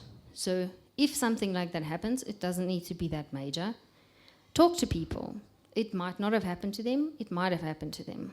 But the more you talk about it, the more you work through it in your mind and you become comfortable with what you did, what lessons you can learn, what you can do better next time. And not just for yourself, for them as well. You know, most people that you speak to haven't gone through this. They can learn something from it. So speak to people. If they let you get back in the air immediately, take the opportunity. Okay. So I'm just gonna finish off with, saying that for me, competition flying, while it feels really, really intimidating, it really expanded my horizons as a pilot. It takes you to different places. As a PPL, I landed at over 50 airfields, and 3 of those are in France. 2 of those are an away landing, so the first time I ever landed there was the first time I ever saw that airfield. It also helps you to really get to know your aircraft. You fly your aircraft fast, you fly it slow, you fly it in wind. You know how fast does your aircraft speed up and slow down. A Jabiru is different to a Cessna. A Cessna will slow down very readily, but it won't speed up. A Jabiru, you stick the nose down and she'll speed up. You get to know how does your plane react, how fast does it react. You practice steep turns, you get close to the stall, you know where the limit is. What is the performance like on a hot versus a cold day? And you practice landings in all different configurations and in all new places. Something that's also very important that doesn't happen a lot in GA is cockpit management. Because you're flying with a navigator, or the navigator is flying with the pilot, you're flying with a lot of different people. And I think it's an excellent way to learn. Fly with other pilots, fly with other non-pilots. You never know the things that they pick up, the things that you can learn from other people. And not just that, how do you communicate with them? It sounds very easy. You'll see in your navigation exercise how quickly you miscommunicate where you are, where you're going, or what you've seen. So you learn how to communicate, not just with one person, but with multiple people. And how to delegate responsibilities. Who is doing what? Who is navigating? Who is, if you're not sure where you are, going to make the call if you disagree? Who's looking for the photos? Are you both looking for the photos? What is your focus? Every single person. So you really learn your crew management, cockpit management. And you learn to deal with multiple stressful situations until they become not stressful. Flying with multiple aircraft, all of different speeds. In a speed rally, you might be flying with everything from a Cirrus to a Bathhawk. So they're doing from double your speed to half your speed. And you're flying next to each other. You're flying in a circuit. You're going to land next to each other or after each other. How do you space yourselves? How do you communicate without blocking the frequency? Also important, you learn how to recover if you get lost or temporarily unsure of your location. It happens a lot in rally flying, especially if you really, really focus on where you are, and then suddenly you're not sure, and you look up and you recognize nothing. What do you do? Do you climb, look for a dam or a mountain or something? Do you turn? Do you carry on in a straight line? You get to practice that. What do you do if you're lost? And dealing with in-flight situations like your radio failure, a flaps failure, or even an engine failure. And finally, and I think the most important, you learn your and your aircraft limits, and they're not the same. So your aircraft might be rated to fly in a 20-knot crosswind, but that doesn't mean that you're comfortable doing that. You can slowly build up to where you know your limit and what you're comfortable with, and when you say, okay, I'm not comfortable with this anymore. You learn where to fly in turbulence, to fly over mountains. I flew to Stellenbosch for the first time. I was terrified. It was a non-event. You learn to do, what do you do if you encounter rain or bad weather on the way? Do you turn back? Do you land somewhere, and what is comfortable, what is safe, and when do you say no? It's really, really hard sometimes to say no. I've flown to a PTAR event, and after the event, 40 aircraft all got in their planes and left. The weather was iffy. All 40 of those planes said, it will be fine, it will be okay. And I said, I'm not comfortable, I'm going to stay here. And we stayed in a guest house, and we went home the next day. We had a lovely, unexpected, relaxing night in Bloemfontein. And nobody says to you the next day, you know what, you're a big baby, you should have flown. They came back and they said, you know what, I think you were right. We shouldn't have flown. Now you've taught yourself and other people that it's okay to say no when you're not comfortable. And most importantly, you expand your horizons and you continuously learn as a pilot.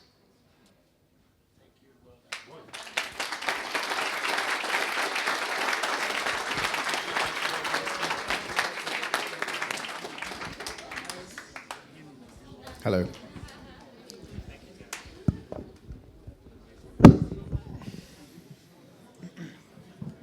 It's got mics everywhere. I think that was outstanding.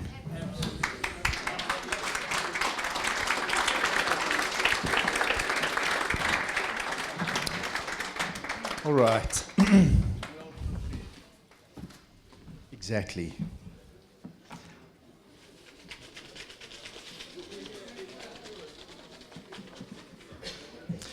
We have prizes, people. And we're gonna be marking the navigational exercises very shortly, and we will have the winner of that. But I think what we're going to do in the meantime is start drawing prizes for all of the people that are going to be lucky winners. So here we go. Starting from the first voucher that we have is courtesy of Century Avionics. Thank you very much. And it is worth 5,000 rand. All right. And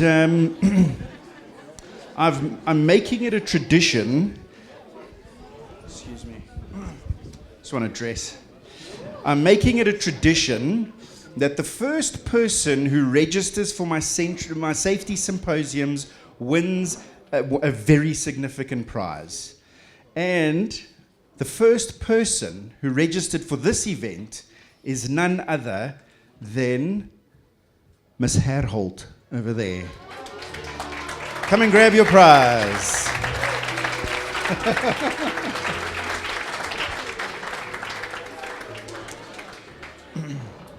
So, Miss Herholt wins, a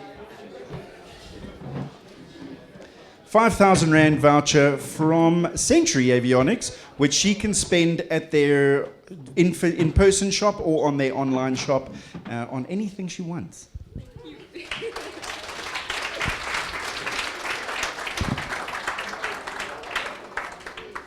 Nice. Well done. All right. Courtesy of Century Avionics, we have a 5% discount on your next purchase from Century Avionics. Now, I know they've got some expensive kit there, so this 5% could really mean a lot to somebody. And I'm going to draw this name. Who wants to draw? Do you want to draw a name? Draw a name, Annalise, please. Here we go. Da, da, da, da, da, da. There we go. I'm going to read it. It is none other than Jessica Selassie. Hey-o!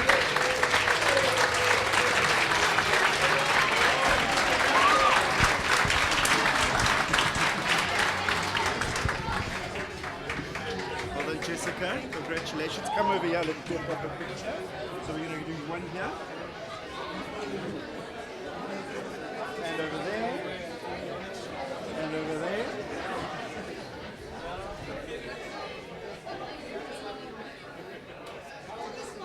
There we go. Well done, and thank you. Good job. All right.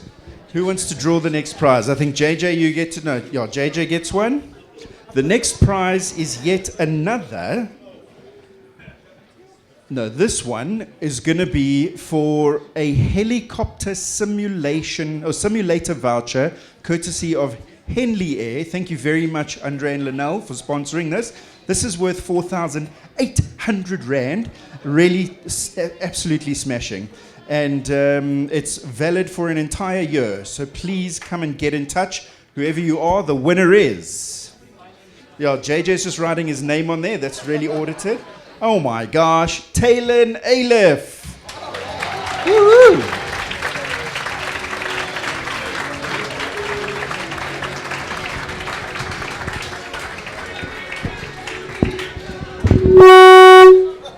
Sorry, just trying to give me that.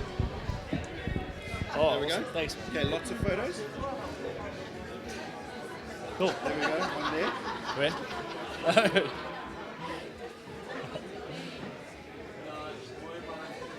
Thank you. There we go. Thanks, Well Dave. done. Nice one. And since Talon won that, he was actually also a sponsor tonight, and he's giving away a 1,000 Rand voucher to one lucky winner, and that is going to be able to be spent on any one of his awesome bits of merch that he's got over there from Wing Culture. And I'm somewhere going to draw that name because I'm so jealous of who this person is. CJ Kutsia.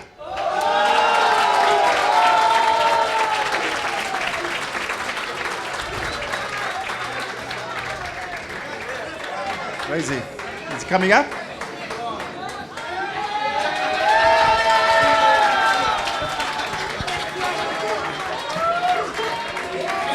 Are you CJ Kutsia? Are you going to get it for him? Okay, cool. This is CJ Kutsia's proxy. Over there. Love it. Love it. Nice, well done. Okay, tell CJ he needs to get in touch with Talon. I'm going to let you guys sort that out. Okay. All right. Philippa, please draw the next prize. And this prize is for a tailored pilot shirt by Sky Candy. Sky Candy, an amazing supporter of us all this time, and that's another business started by a pilot as a side hustle, and she started this business as a result or out of the need for shirts that don't fit properly. Pilot shirts always baggy over here or not long enough or whatever it is. She will make this shirt completely tailored to your specific needs, and it's very comfortable and super durable and beautiful. And so I thought, what a good idea, but to like actually have one made for myself, even though I'm not really a pilot. So, and she said, just measure yourself up and send it in. So obviously, I was very optimistic about my waist, and I was super optimistic about the guns. Completely got them wrong. I didn't even know, even objective information can become wrong. But anyway, here we are. Who wins a tailored shirt? We have one for ladies and one for men. So hopefully this goes to Dimpo Koza.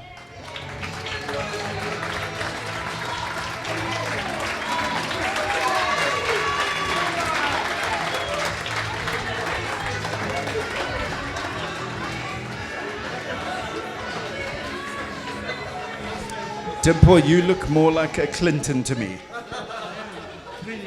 Say? You have 3 names? Yeah. Okay, Dimpo has 3 names and Clinton is also one of them. So here we go. This is the men's one. We're going to go here, then here, then here, then here. Okay, there we go. Over there, over there. Smile, Dimpo. Here we go. For your tailored pilot shirt. All right, congratulations. Nice. All right, we have one more voucher. We've got another tailored shirt from Sky Candy. This one, it has to go to a girl, or a lady, a female. So we're going to draw until we get a female's name. Okay. All right. Who wants to draw? Shane. Yeah. There we go. Hopefully it's a... I don't think that's a girl. We're going to put your name back into the thing. Don't worry if it's not a girl.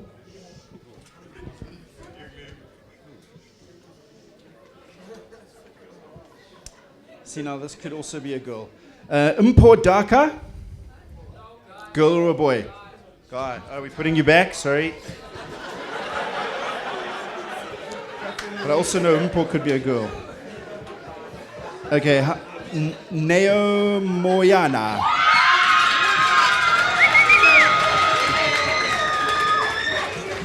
Okay, you guys are going back in the thing.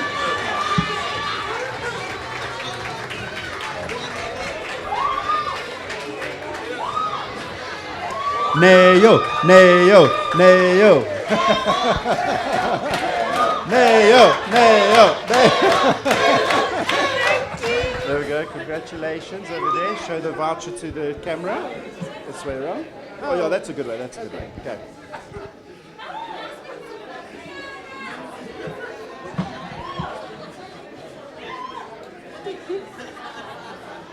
Excellent. Well done, Neo. Enjoy the shirt. It's really super comfortable.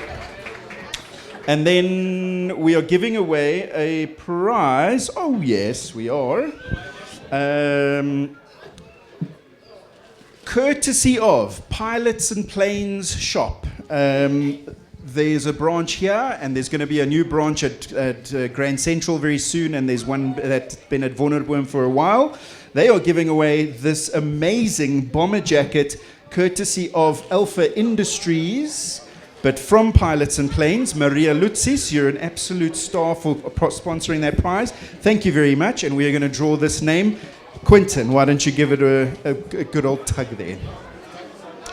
Let's hear it, let's hear it, let's hear it. We have, Junior Tobohe. Junior? Oh.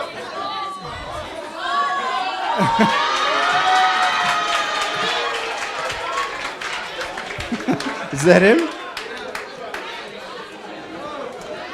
A win's a win. Here we go. Come on, Junior.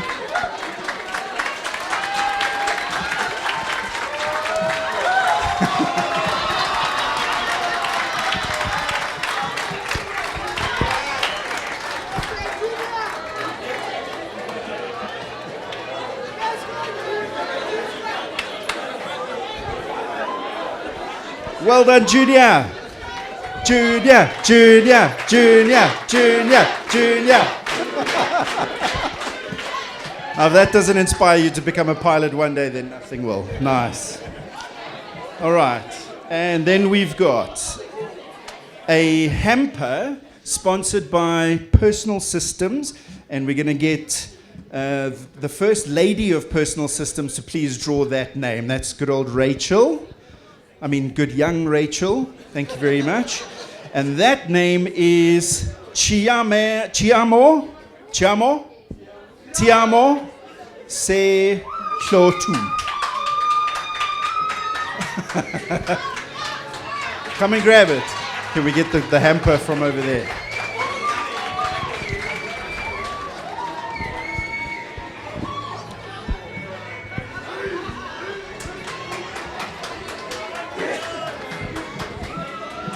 Your hamper is on its way. Thank you very much.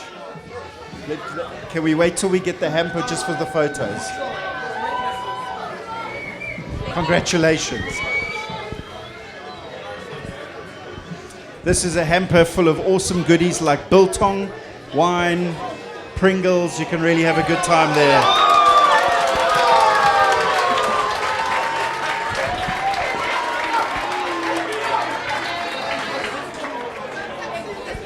There we go. Congratulations. All right, and our second last prize, I think, Let me just make sure. Oh, no, that's not the one. Anyway, our second last prize is yet another 5,000 Rand voucher courtesy of Century Avionics. They really went all out to bring value to the new and up-and-coming aviation community here. So we'd like to draw this number. Craig Dean doesn't win, but it's Mpho Daka.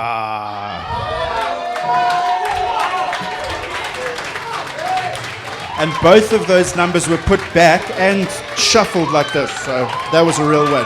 Mpho, come and get it, bro.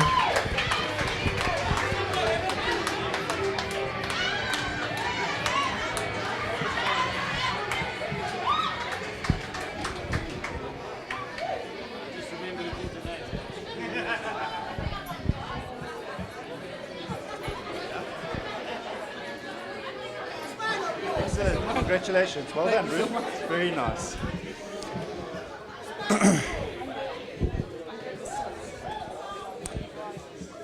Oh. Yeah? So, ladies and gentlemen, it's not over. If you haven't managed to win anything, there's 10 prizes hidden away. Put your hand under your seat and feel around if you feel a little sticker there with a number on it. And if you've got a number, bring it to the front, you've won a prize. There we go. That's it. Come up to the front.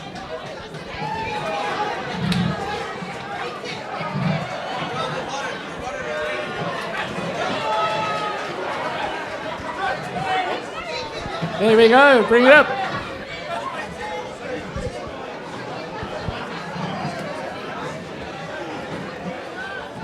Just a bit of something to help you when you're busy working on your computer.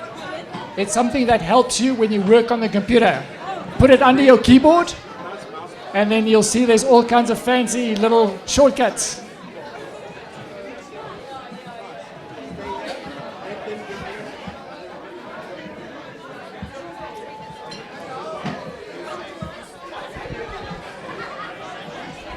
Well done.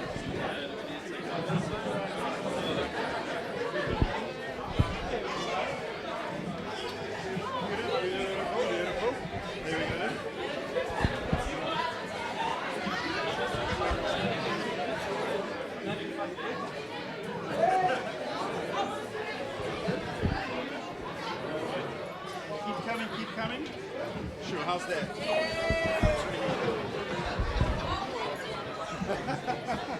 Nice one, JJ. There should be 10.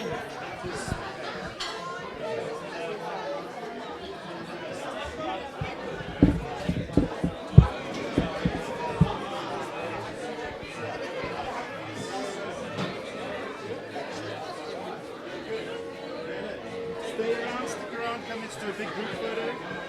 Have to get them to line up in front. Come line up more closer. Come up closer. We can't fit into the photo. Come closer. Come closer.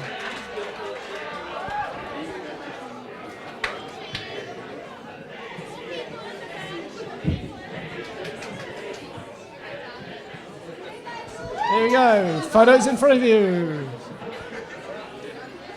Everyone shout, personal systems. Personal systems! Yay! Yay. Nice one. Cool. Excellent. These are absolutely incredible mouse pads that go under your keyboard, make working at a desk much more comfortable. I definitely use mine all the time. Thank you very much, JJ. And that brings us to the end of the lucky prize draw. Now comes the skill prize. And I'm going to let Taryn take it away. Okay. How does everybody think they did? Who got 12 out of 12? I have bad news for you. Nobody got 12. Nobody got 12. The winner got 9. They would have done better, but 2 of them were quite far away They found them, but quite far away from where they were. So they the winners by far. We've got just behind them, one team got 8. We've got one team that got 7, and they got 2 that were a bit far away. And then a whole bunch of 7s, and then a whole bunch worse than that. The good news is that everybody saw at least 2 photos. So congratulations, you all saw 2 photos, well done.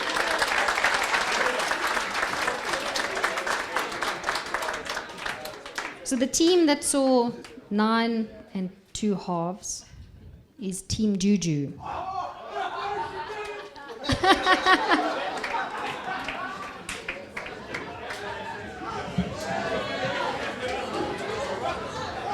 Congratulations. Nice one, Taryn. Thank you very much. And I don't know how you guys are going to split up one amazing driver amongst the whole team, but yeah, maybe you can give it to the best golfer in the team. Come and grab your prize. The whole team can come up. Come on, Team Doo-Doo. Did we come second? Not bad. There we go, because you had me on your team, clearly. Nice. Yeah.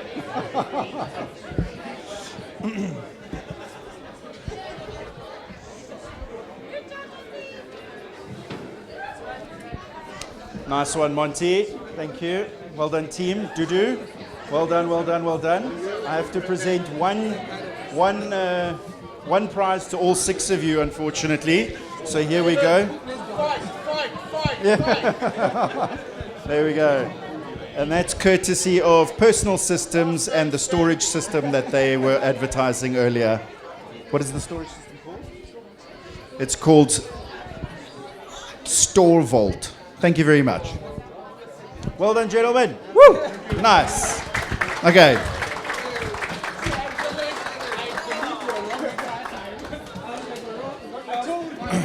All right, and we are going to start wrapping up, and so I thank everybody for their time and their commitment, and all of our sponsors for their contribution. I'd just like to run through them all here today.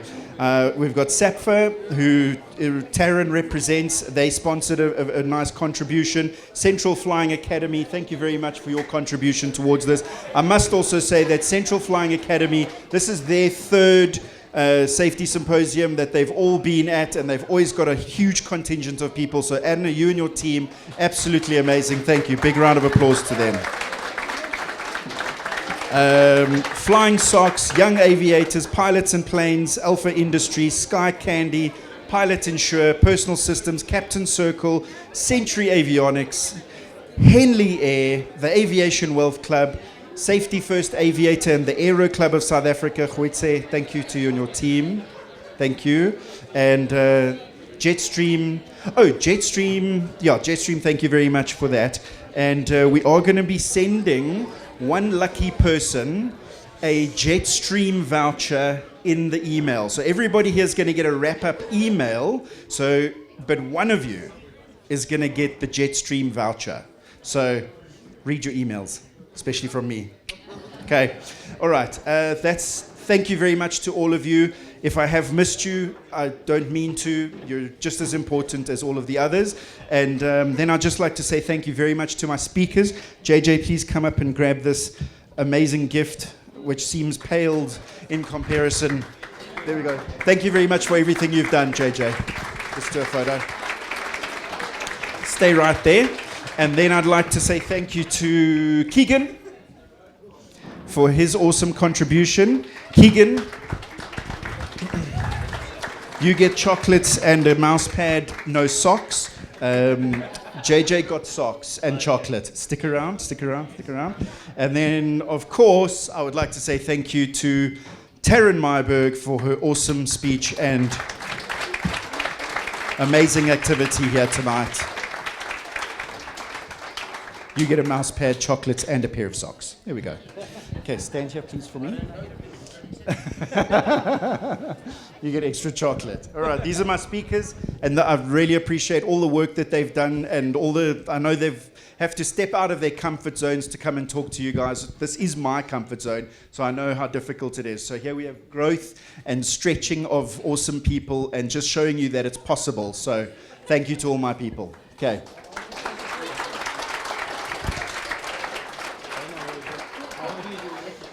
All right.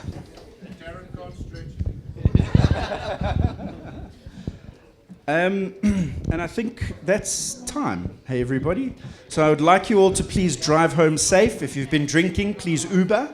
And if you're not, or have a designated driver. But I think that wraps it up. If you have any questions, email me. But you'll be hearing from me soon. And I love you all.